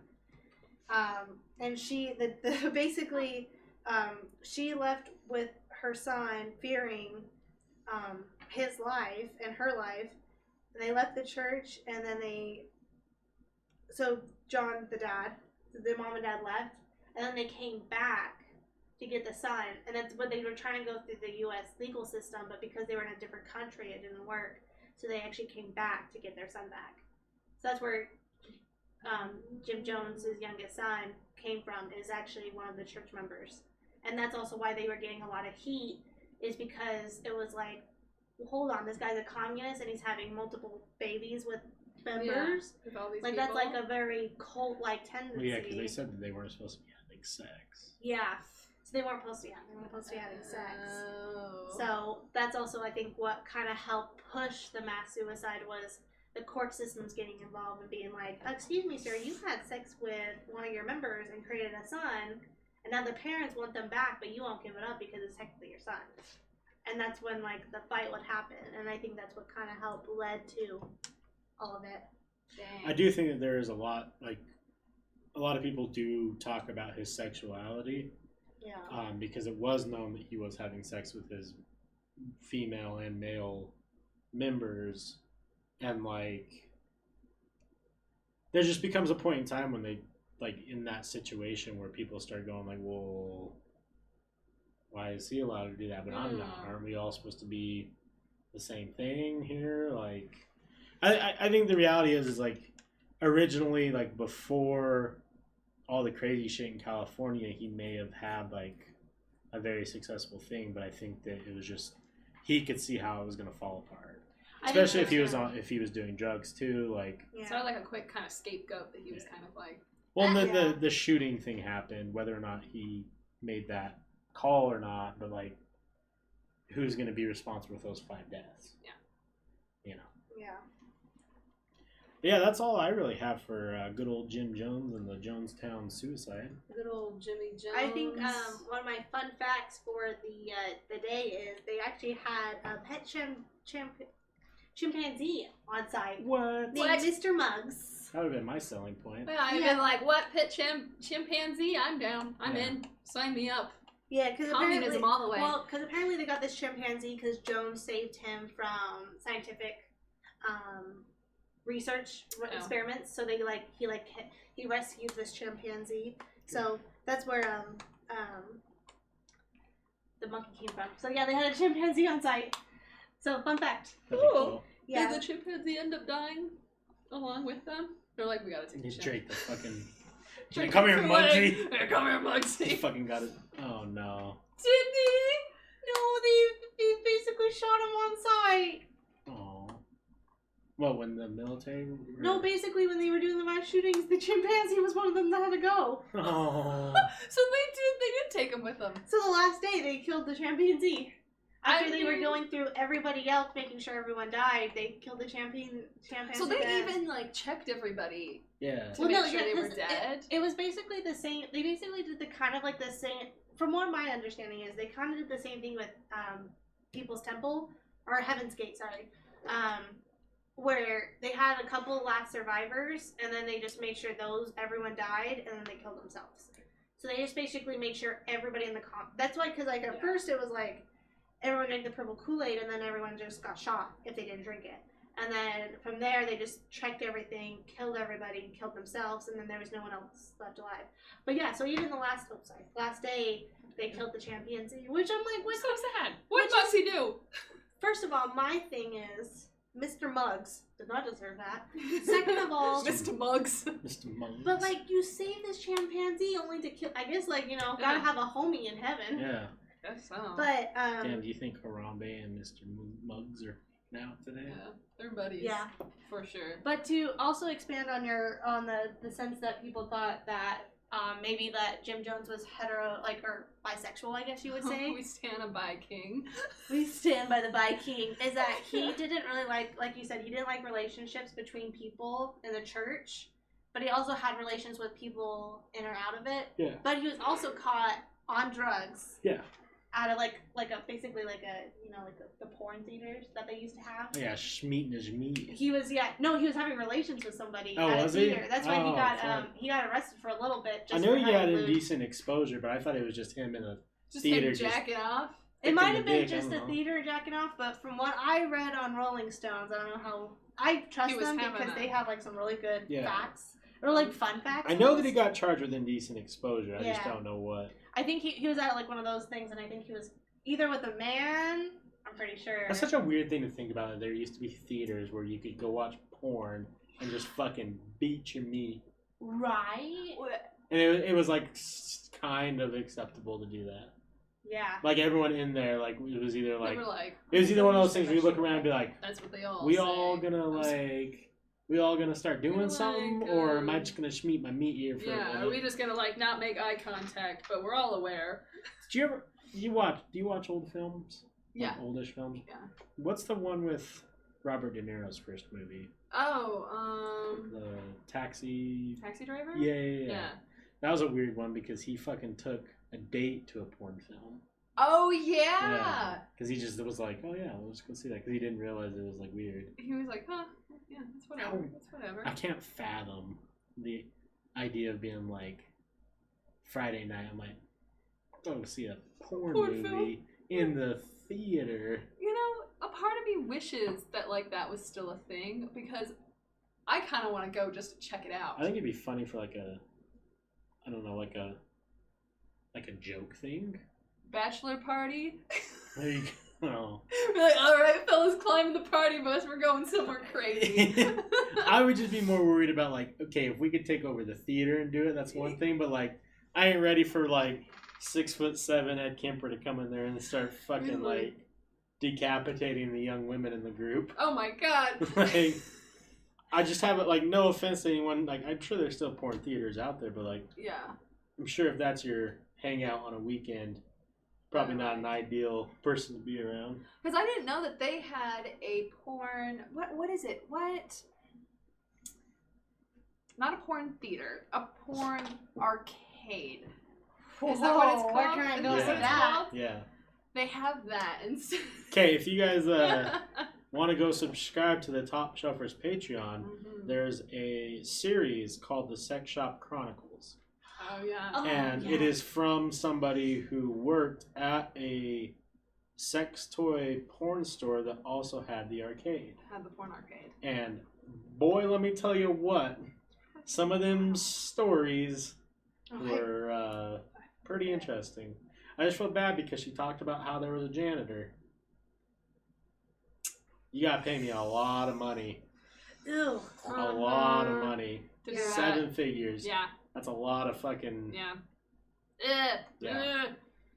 You know, one thing that I think that they should normalize here is, you know how in Japan they have those love hotels that are literally so dope? Yeah. Why don't they have those here? And you can get them for, like, you know, just like a few hours. Yeah. And I'm like, what if I just want to go in and They hang out by used to myself? have stuff like that here, but now... Not in Utah. I mean, in San Antonio, Texas, you can rent a hotel for an hour. They have stuff like that in a lot of cities, but the problem is like, since prostitution, sex work is still illegal, they all think that that's just all that's going to attract. Mm-hmm. But, like, man, how much money I would have saved if I didn't have to buy a whole fucking night? For real. Yeah. Yeah. And, like, Ridiculous. the thing is I'm like, also, this is just me saying, what if I want to take a nap for an hour, but I don't have time to go home? Right? $20 and go take a power nap? Yeah. You can have, like, a stuffed animal room. You can have multiple themes. When we went to Japan, I really, really wanted to go to one of those. You know, I don't know why we didn't, because the thing is, when we went to Japan, we went as 2 couples. Like, I don't know why we, like, I know it sounds like a little TMI. They didn't want to go, and then weren't we talking, we're like, we'll just get one. Yeah. Screw you. Because, and we didn't. yeah, well, not, that trip was a little awkward, because I was planning on breaking up with the guy I was seeing at the time. We almost broke up in Japan. I mean, you tried to, and he was like, please no. Please say JK. And I was like, since we're in Japan, I'll say JK. And then we flew back, and we woke up that morning, I was like, I didn't mean JK, I didn't mean JK. That's some savage Okay, shit. to be honest... Why didn't you just uninvite him? He kind of planned the entire thing. Yeah. So we kind of needed him, but at the end, we didn't need him. Me and Cass got around better than them. To give an example, this was the next morning is when I was done. We were done that morning. Is that night we went to this restaurant, and him and Nate got so belligerently drunk that they were still unmanageable. And I also had walking pneumonia at this time as well. Yeah, so Cass was just not having a good time. Yeah. Why did you... Walking pneumonia? Yeah, so like the fluid in my lungs and all that stuff. She found out she had walking pneumonia. Pneumonia. Jesus. Yeah. But That's shitty. if you're okay, so get this. You're with someone for 2+ years. 2 years. 2 years to be exact. Yeah. We just had our anniversary a month before. We're paying at this restaurant. And in Japan, they have a lot of like cash only places, especially not like the very popular cities. So at the time, it was Nate had to use the restroom, so it was 3 of us. And he ended up walking in on somebody going to the bathroom accidentally. It was hilarious. Yeah, he's like I missed a whole lot while I was gone. So at the time, I only had enough to cover myself. Yeah. Him and Cass only had $50 basically, because 100 yen was $1. Yeah. So they had $50 each. The total was like $110. Yeah. And they didn't have any change. They only had 50s. Mm-hmm. At the time, I was like, okay, what we'll do is you both put your 50s in, I'll put it at 10, and then me and Nate will give you guys the spread. Yeah. Mm-hmm. And he was like, no, I want to know where the money's going. And basically was like, no, I'm not going to do that because I need to know that you guys aren't, like, I'm going to get my money back. And I was like, I am your girlfriend of 2 years. He thought you guys were trying to fucking scam him for like $20. And then And then, like, we finally get it settled where Cass basically puts down $100. Yeah, no, I literally was just like... She basically paid the whole thing. Screw you. And then we all had to pay her back because he just wouldn't give up the $50. And then we get back to, like, the subway, basically. This fired me up. I was a little, like, hungover at the beginning, and now I'm, like, fiery. Ready to roll! No, this was the kicker. This was the kicker. Is we got to the train station and we were trying to talk it out because Nate's like, okay, explain to me exactly what's going on. I will be the third party because I wasn't involved. And he literally was like, well, I just want to make sure that I wasn't getting scammed by these two. I was like, your girlfriend of 2 years and you're supposed to be second, like one of your best friends is going to scam you out of $25. Because, like, also the thing is, it's like, it wasn't like, I wasn't close with him either. Like, I was really close with him. We spent almost all of our time, like... Yeah, because the thing is, we were best friends, and that was my boyfriend, and all 4 of us would hang out. You should have just robbed his ass in Japan.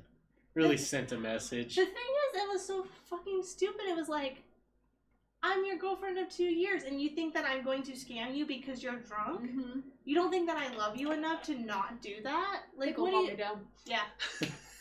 And so, basically... Brought you back down. Oh, yeah. Sorry. Oh, yeah. Ready to throw some hands. Yeah, I was like... Little tangent. As to why you understand why I tried to break up with him in the middle of Japan. And then I was like, fuck it, we're on vacation. Is he like that normally? Yeah.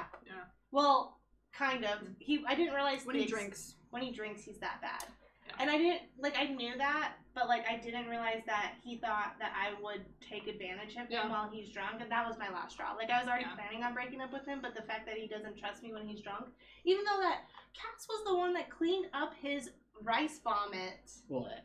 Yeah. I literally had to take care of him like a little baby because he didn't know how to do anything and because he was like passed out. We had to drag him out of the room. Drag him out. I had to go, all right, arms up. And he's like, and I had to like take off his shirt, go put it in the wash. I made sure to hang it up to dry because it was a special shirt. Because I was like, hey... Because she also had to wash her clothes because she got puke on them.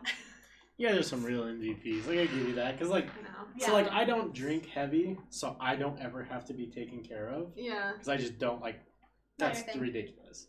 But, like, I don't know. I also don't have that kind of patience. Because I've had some friends who, like, get belligerently drunk. Mm-hmm. Yeah. And I usually do one of these. I'm like, well, you guys have a great evening. Yes. Good luck. Later. It's like, there's a point in time, like, I get, like, if it was, like, my significant other, I guess that's a little different. Yeah, you should take care of your significant other. Yeah.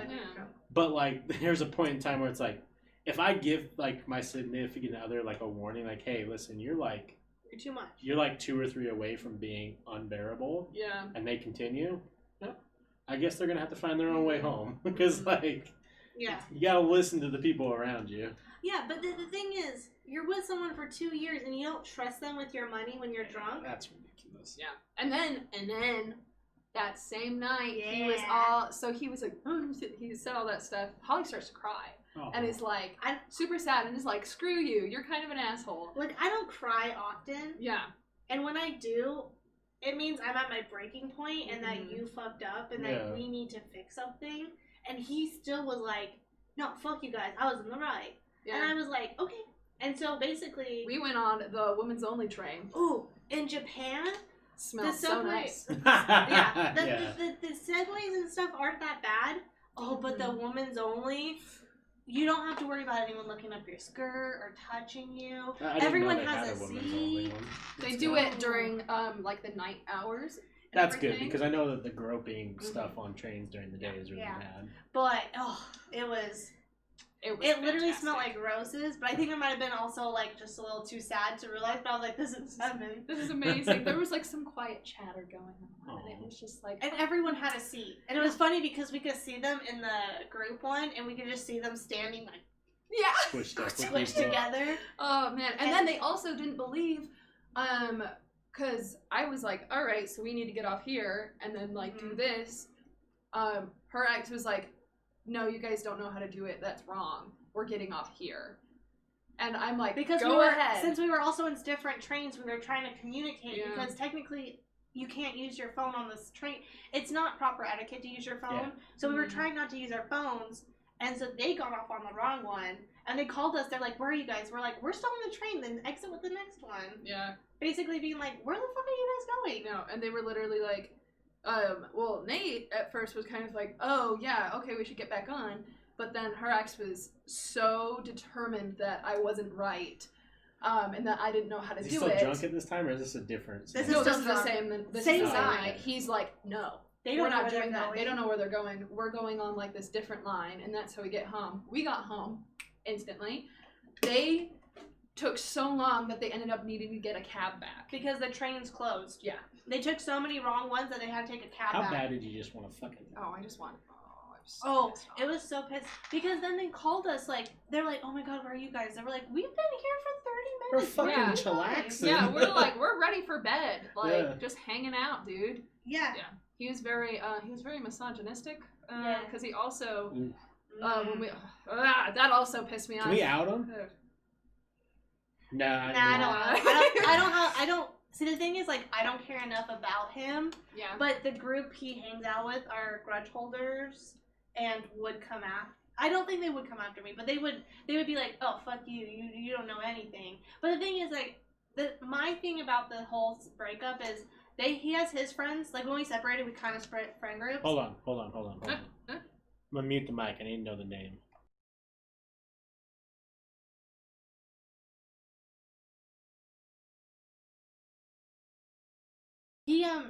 We're back. Yeah, we're back. He's friends with Kai and stuff. But the thing is, like, when we separated friend groups, the thing is, they never knew my side of the story and the whole relationship. And the thing is, like, I could tell that they judged me, but they didn't know the full story. And they probably were willing to learn what happened to me to understand it. Because the reason why we broke up was a lot bigger than just Japan. But a lot of things happened, and that friend group, I know thinks a certain way of me. Yeah. And if I only had my chance to tell them what really happened, then it would be a completely different story. But the thing is, like, I'm at the point now in my life where it's been so many years that I don't give a fuck. I think those were from a while ago. But yeah, like, I just don't care anymore. That I just, like... still got pictures of you on Facebook, by the way. Yeah, I know. I see sometimes it comes up. I just wanted to see the picture. I was like, I think I know who this is. And I'm like, ooh, okay, that's weird. Yeah, no, yeah. He, like, literally last year deleted the pictures off of Instagram of me. Oh, really? Yeah, because I was tagged in them, and I would look at my tags. Yeah. And that was a lot of, like, us, and then he deleted them. But, like, I mean, honestly, like, I know I personally know he was a better boyfriend to me than he is to his current girlfriend, so shouts out to me. Because I got the best of him. Yeah. So I'm good. But I refuse to really acknowledge that group because I know what happened to me and I know my story and my truth. Yeah. And they don't know, so I just don't bother. That's how all relationships are, though. Because, like, there's a couple I wish that, like, people would allow me to explain the situation instead of the bullshit that was spewed. Yeah. That's just how it goes because it just seems like in breakups, regardless of who the person is that broke up, like, people are just so afraid of, like whoever the single person is, like, they're always so, like, why not just live in the reality? Why do we have to make, like, stuff up about the other person? Because, like, most of my exes, like, no, I would never talk to them or hang out with them, but I'm not going to make up the reason why. I'm not going to fake a reason why we broke up. Yeah. Well, and also, too, I think in this situation, no one knows the full truth because I wasn't able to accept what happened in the full truth. Yeah. I'll just say what happened. His best friend assaulted me at a party. Oof. And that's how I see you. And even to this day, we have a mutual friend. We have a mutual friend who my last ex, from earlier this year, he actually came up to me and was like, "Hey, so the friend that we met, that, like, we both know that how we even met, told me that you cheated in your last relationship," and I was like, "Oh, is that what they think that I did in that last relationship? Oh, did they not realize?" And then I had to explain to my boyfriend what happened to me when I wasn't ready to tell him. Yeah. Because if I had my say, we weren't close. I didn't feel comfortable enough to tell him what happened to me that night. Yeah. And yet, because of that group thinking that I was a cheater, I had to then explain myself. Being like, this is what really happened. And I know that the assaulter has probably been saying some things to make himself look better. Yeah. And like he's still friends with him and everything. Yep, he's still friends with him and everything. Even though his homeboy slept with his love of his life, he still chose his homeboy over his girl. And that's why I would never, ever give a shit about that group, because I'm like, they all think that I'm a cheater, but they don't know that that homeboy, when I was crying drunk, did some things to me, while my boy was in the other room consoling his girlfriend at the time. So that's why Christ. I refuse. Should we witch hunt? I'm down. Yeah. I mean, I'll kick in some doors. yeah. I'll just say the homeboy that assaulted me was a Marine, so we gotta be careful. Listen. I'm not worried. It's Yeah, okay. I'm worried. I've been doing jujitsu. I can put my gi on. I'll be ready. You show up. Welcome to the pit, motherfucker. I'll put up the pit. But yeah, so that's why, like, for me, like, yeah. I hate when people, like, I don't know where we're even coming from that, but, like, that's why I hate with, like, breakups and exes, like, you can't explain your side of the story, because the thing is, I know they would never say that kind of thing to me if they knew the full story, Right, of course but not. they don't know the full story, and I don't want to be friends with them because I feel like it's too awkward now to tell them the full story, because, like, we're not even friends anyways. Yeah. Well, there's definitely a dynamic of, like, especially with, like, the boys, like, when you're hanging out with your bros, like, You have, like, the mentality, and he was definitely a bros before hoes kind of guy, and I just don't respect that. well, and I know that saying's been used a lot. My friend group used to joke around about it, like, oh, you're gonna go hang out with your girl, like, bros before hoes, but, like, you know, it's one of those things where, like, most of the time, at least in my reality, because there was a situation with someone a long time ago where we found out that he had cheated on his girlfriend who was friends with us, and it pretty much was, everyone was like, oh, fuck this kid. Yeah. But then we found out that it wasn't just cheating, that he had, like, did some really bad stuff. Oh. And we found that out before he tried to mend the relationship with us. And he was kind of being like, yeah, man, I was drunk one night, I slept with someone, I regret it. And we were like, we got the tea of what actually happened. Do you want to leave, or do you want, like, to swallow your teeth? And he was like, You're like, fair enough, all right. You know, it's just one of those things where, like, Yeah. there's always going to be people who are, like, trying to hide the bullshit. Yeah. And the thing is, like, I'm at the point where, like, we would never have worked because you'd always been friends with that guy. And, like, I didn't process what really happened to me that night until later. Basically, when I told Catherine that, I'm like, and then basically 3 months later, I was then telling Bella, and then I was like, oh my god, what is happening? Yeah, you were like, wait a minute, is that what happened? And I'm like, yes. I've been trying to tell you this whole time. Yeah, literally, I'm like, I don't think that was what you think it was. And then it was like a bit later, you were like, oh my god. And then we're like, Yes. Yeah. Because I was so involved with that group that I didn't really want to believe it, and then it happened, and I was like, oh, okay. It's fucked up. Yep. Yeah. It's fucked up shit like this still happens so regularly. Right? Oh, so regular. That's why I think we should teach kids. Goes back to the early, the early conversation. Full circle. Because, I mean, even, like, stuff like this, like, you never want to talk about when you're, like, something like that happens to you, like, especially, like, right when it happens, but, like, if there was, like, a therapist or someone, like, that you could just go to and just be like, hey, listen, Well, I don't know what to do. Like, I don't know. It's just... Well, and I think, too, because, like, I mean, I had my best friend, and my best friend was just trying to, like, help me as best as she can. Yeah. But, like, I think if I had someone outside of my life, like, if I had a therapist at the time, I think I would have instantly understood what happened that night. Yeah. Because, like, you could tell me as much as you wanted, but because you're my best friend, I'm only going to trust so much. Yeah. But if someone outside of the group was to tell me what really happened that night, I would have been like, oh my god, I would have realized it sooner. So that's why I think therapy with kids would be so much better, because then they can process what's been happening. I really think therapy for everyone is just so important. I'm actually a firm believer that even if you are happy as shit in your life, you should probably still just go, because, like, there's always things that you can either improve on, but there's also things that, like, maybe you don't realize is taking a toll. And I think, well, I'm also a firm believer in that. I think everyone should have a therapist. I think therapists, because, like, I think having an outsider's perspective in your life is so pleasant, because it, like, either solidifies what you're doing and makes you feel better about what you're doing, or it gives you the comfort that someone who doesn't know you also understands your struggle. Well, it's pleasant, and it's also like they study how the brain functions.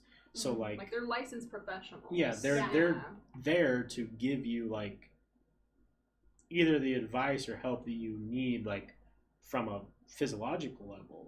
Like do you need this or that? Like maybe you're missing chemicals. Like maybe like it's just so important to have someone that you can just be like, hey man, listen, these are the things that are going on in my head. Like is this normal? Is this not normal?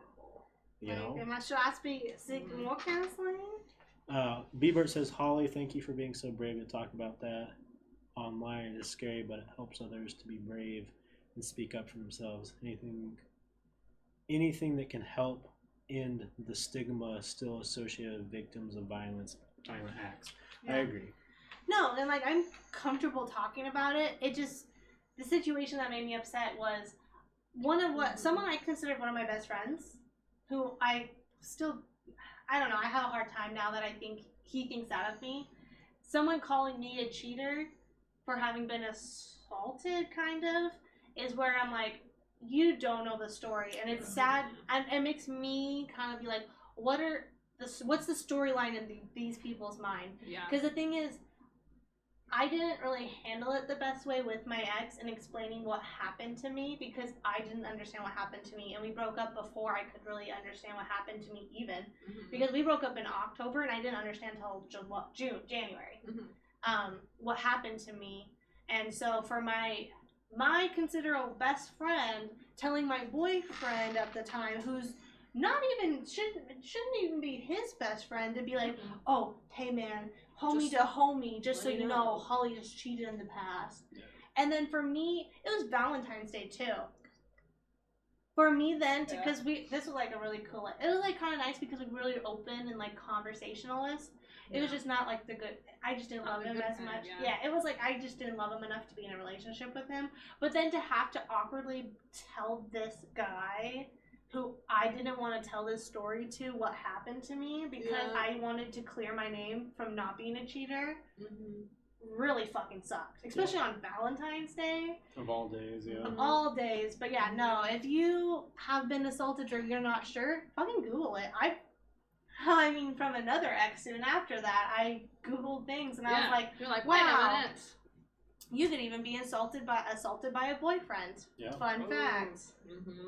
And then to have... There's assault by boyfriends. I mean, gaslighting and pressure. Like, I still think that pressuring in a relationship is still assault in many ways. Like, because there's, like, when you're in a relationship, there's almost these weird expectations. But if you don't have, like, really good communication, there still is that fine line of being like, you know, if I'm like, hey, like, since we're boyfriend girlfriend, you should probably suck my dick or whatever. And like, if it's a hard no, it's like, oh well, like, you know, I thought like since we're dating, like there's always shit like that, and that to me is still a blurred line, because that's like emotionally pressuring you into doing something you don't want to.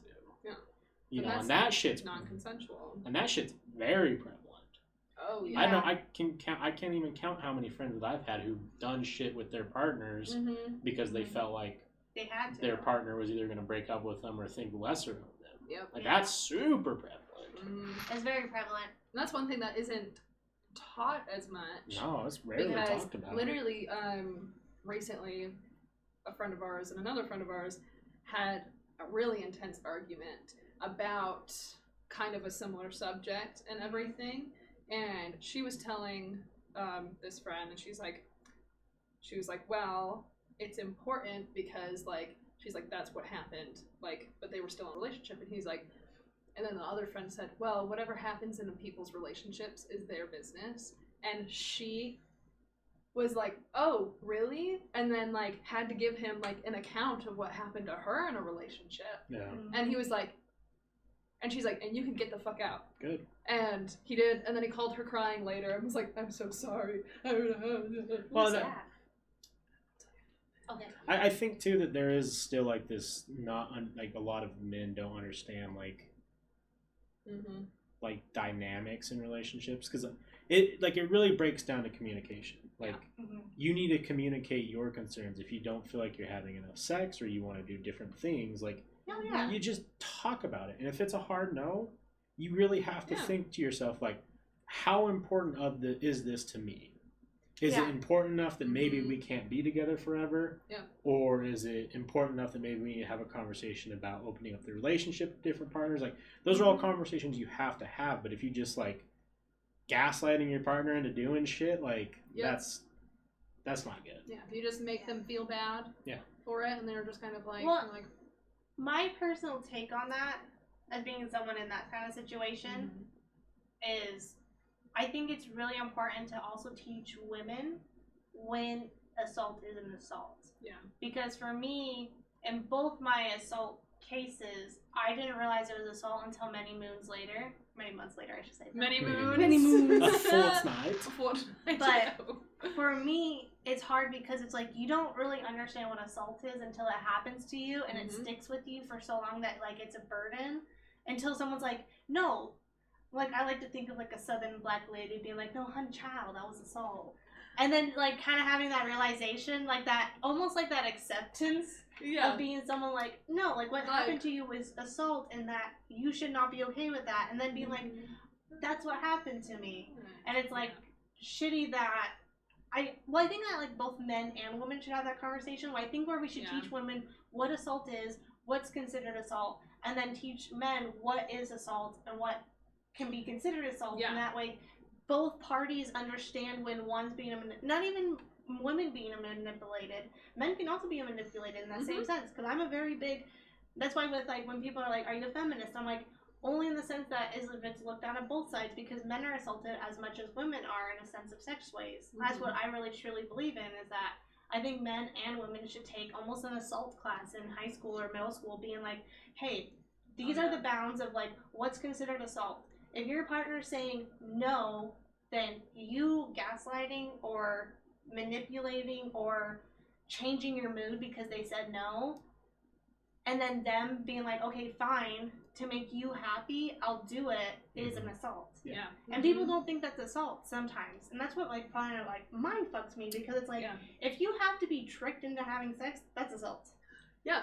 And that's, like, one of those things that I don't think really comes to light until, especially if you have relationships younger and stuff like that, because it's all kind of, you know, a lot of teenager emotions and all that stuff.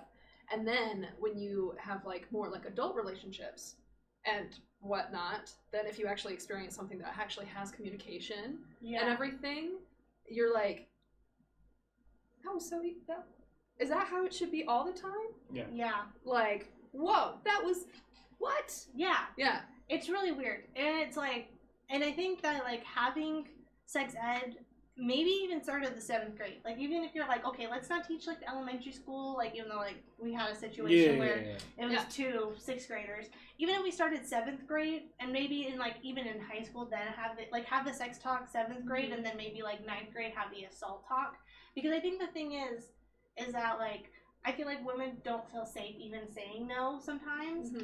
But having that talk and, like, what assault is, and I think also explaining to men, because I think sometimes men don't realize that they're doing what they're doing until it's too late and they've already done it. And then they're kind of like, I guess she did look uncomfortable. And I think, well, because like, at that point, some men are just fucking dumbasses, and they should have realized, or they're just oblivious. Yeah. Because the thing is, it's hard to say where the line is, whether or not that person was conscious of what they were doing. But having that talk early on where both parties, any sexual orientation and any sex genders, they, them, him, her, kind of talk, just having that talk about what assault is, what means yes, what means no. Having that talk, I think, would be really beneficial for society in general, because then that way women understand when they have been assaulted that they have been assaulted, and then men can be like, oh, what I did could be considered assault, and I will not act that way. Well, and I think, too, that we need to make sure that there's more stricter punishments that go on for things like this. Like, the whole Twitter thing that we talked about, right, where that stuff was going on, like, there was a lot of positive that came from that, but there was also a lot of negative as far as, like, at least from a guy's perspective, the couple things that I saw, like, I think that outing actual predators and actual people who are doing assaults is very important. Because A, you need to protect your other people. Mm-hmm. You need to make sure that these guys aren't going and getting involved with more people. Yeah. But there was some stuff too that I think needs to be held accountable on the opposite side, where it was like there was one person who talked about how some kid had a weird kink and it made her uncomfortable, but they didn't do anything.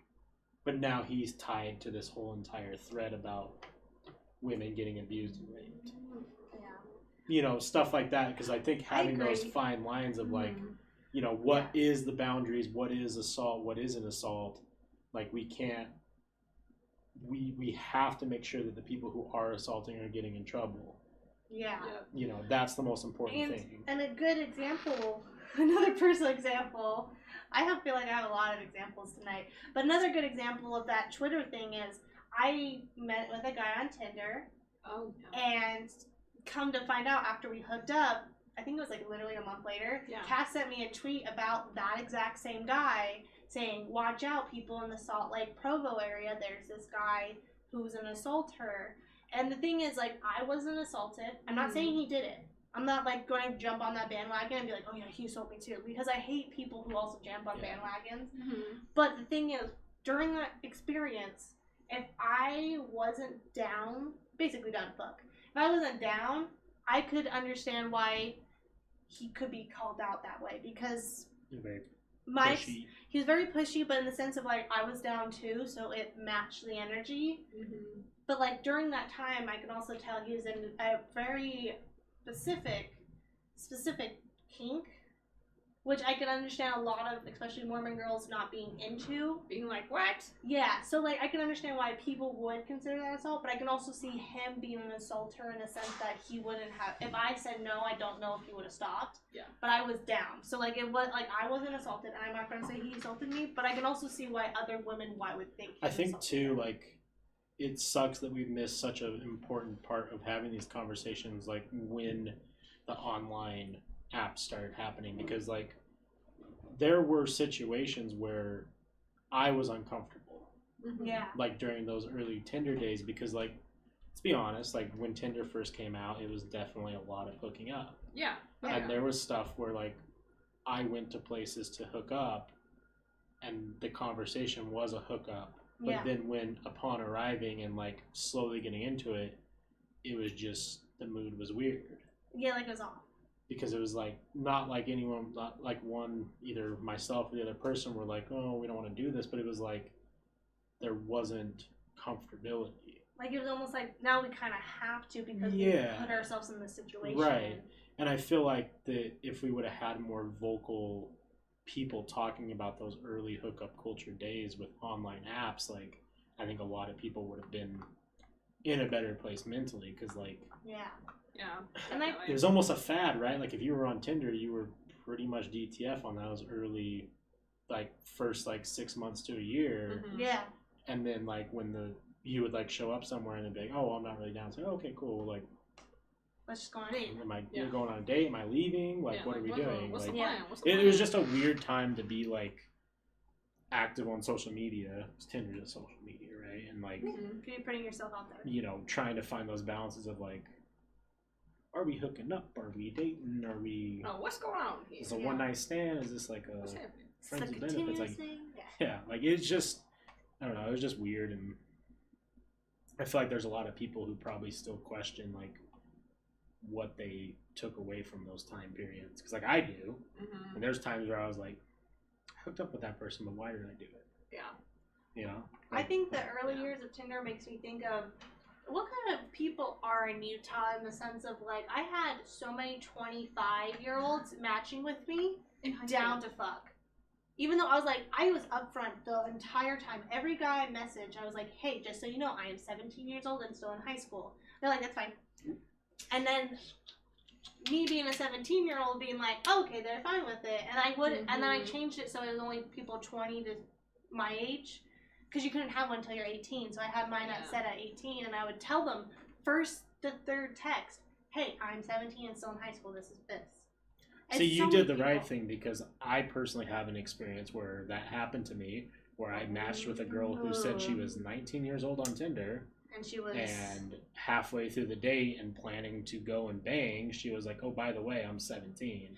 Ew. I'd be like, ha! Yeah, oh, yeah, it was one of those things like, this isn't okay.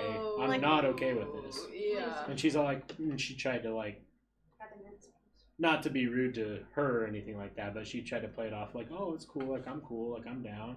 And I'm like, You're like, I'm not. not. Like, What the fuck? I can't.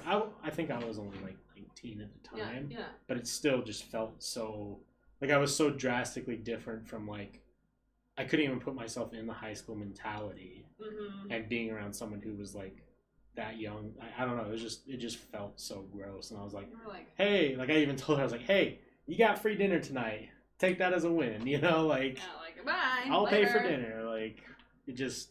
Oh my god. I don't know. We just live in a really still fucked up culture. Yeah. Seriously.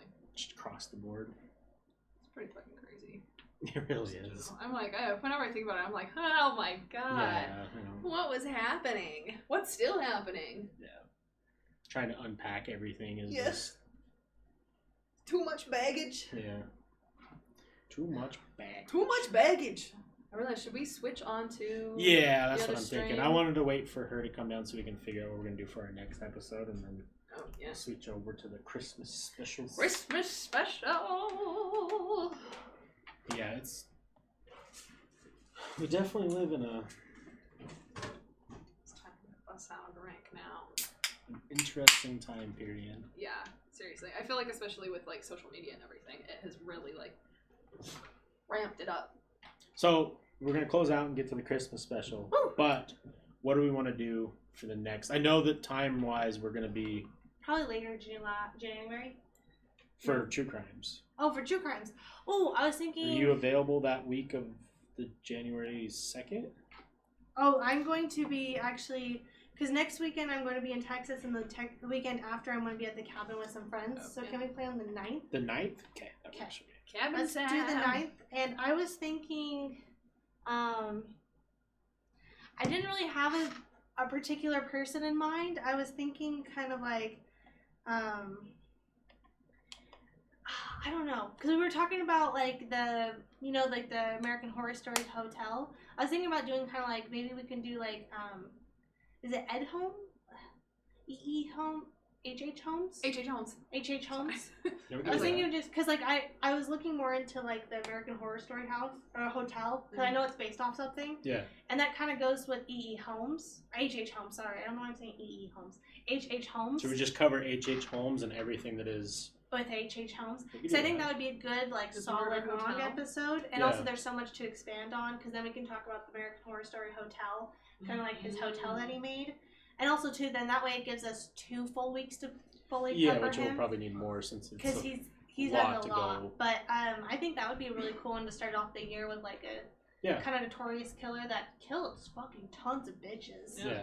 Tons of bitches. Tons of bitches got killed. Yeah. So yeah, let's plan on that. So everyone listening, H.H. Holmes will be live on January 9th. Yeah. And yeah, should be a great episode. I'm excited because I don't know anything about him. I know a bit, but I know there's so much more. And also because next week I'm going to be in Texas, so I have a lot more free time. I kind of want to do, I can do a lot of research. And I think he's a really good one to do a ton of research on. So I'm excited for him. Well, hell yeah. This Hell was a good episode because Jonestown and the... The purple Kool Aid. This is for our Christmas special. Oh. All right, guys. Thank you again for watching. Thank you. Make Follow sure, us on social media. True Crime Drunks, every day, serial killer or something true crime related. Yeah. TrueCrimeDrunks.com website, and our YouTube channel, True Crime Drunks. Yep, and I Watch have all the old episodes. Instagram, Books Coffee Bees, and also if you're hearing this on iTunes, give us a rating, please. We'd love to know how If you don't feel. 5-star, I'll choke you out. Oh my I'll god. really Ed Kemper They're you. like, if I do it, will you? Yeah, if I don't, will you? They're Do, like- do you have big hand? Do I have... I just imagine a 4-star rating and being like, what are those hands gonna do, Yeah. bearded man? What hands gonna do? Just comments choke me, Dad. Ah, no. I haven't done another one. What am I All right, give me your creating? address. Yeah. Not this again. I'll try to run from my past. All right, guys. See you later. Thank Bye. you. So long. Bye. Farewell.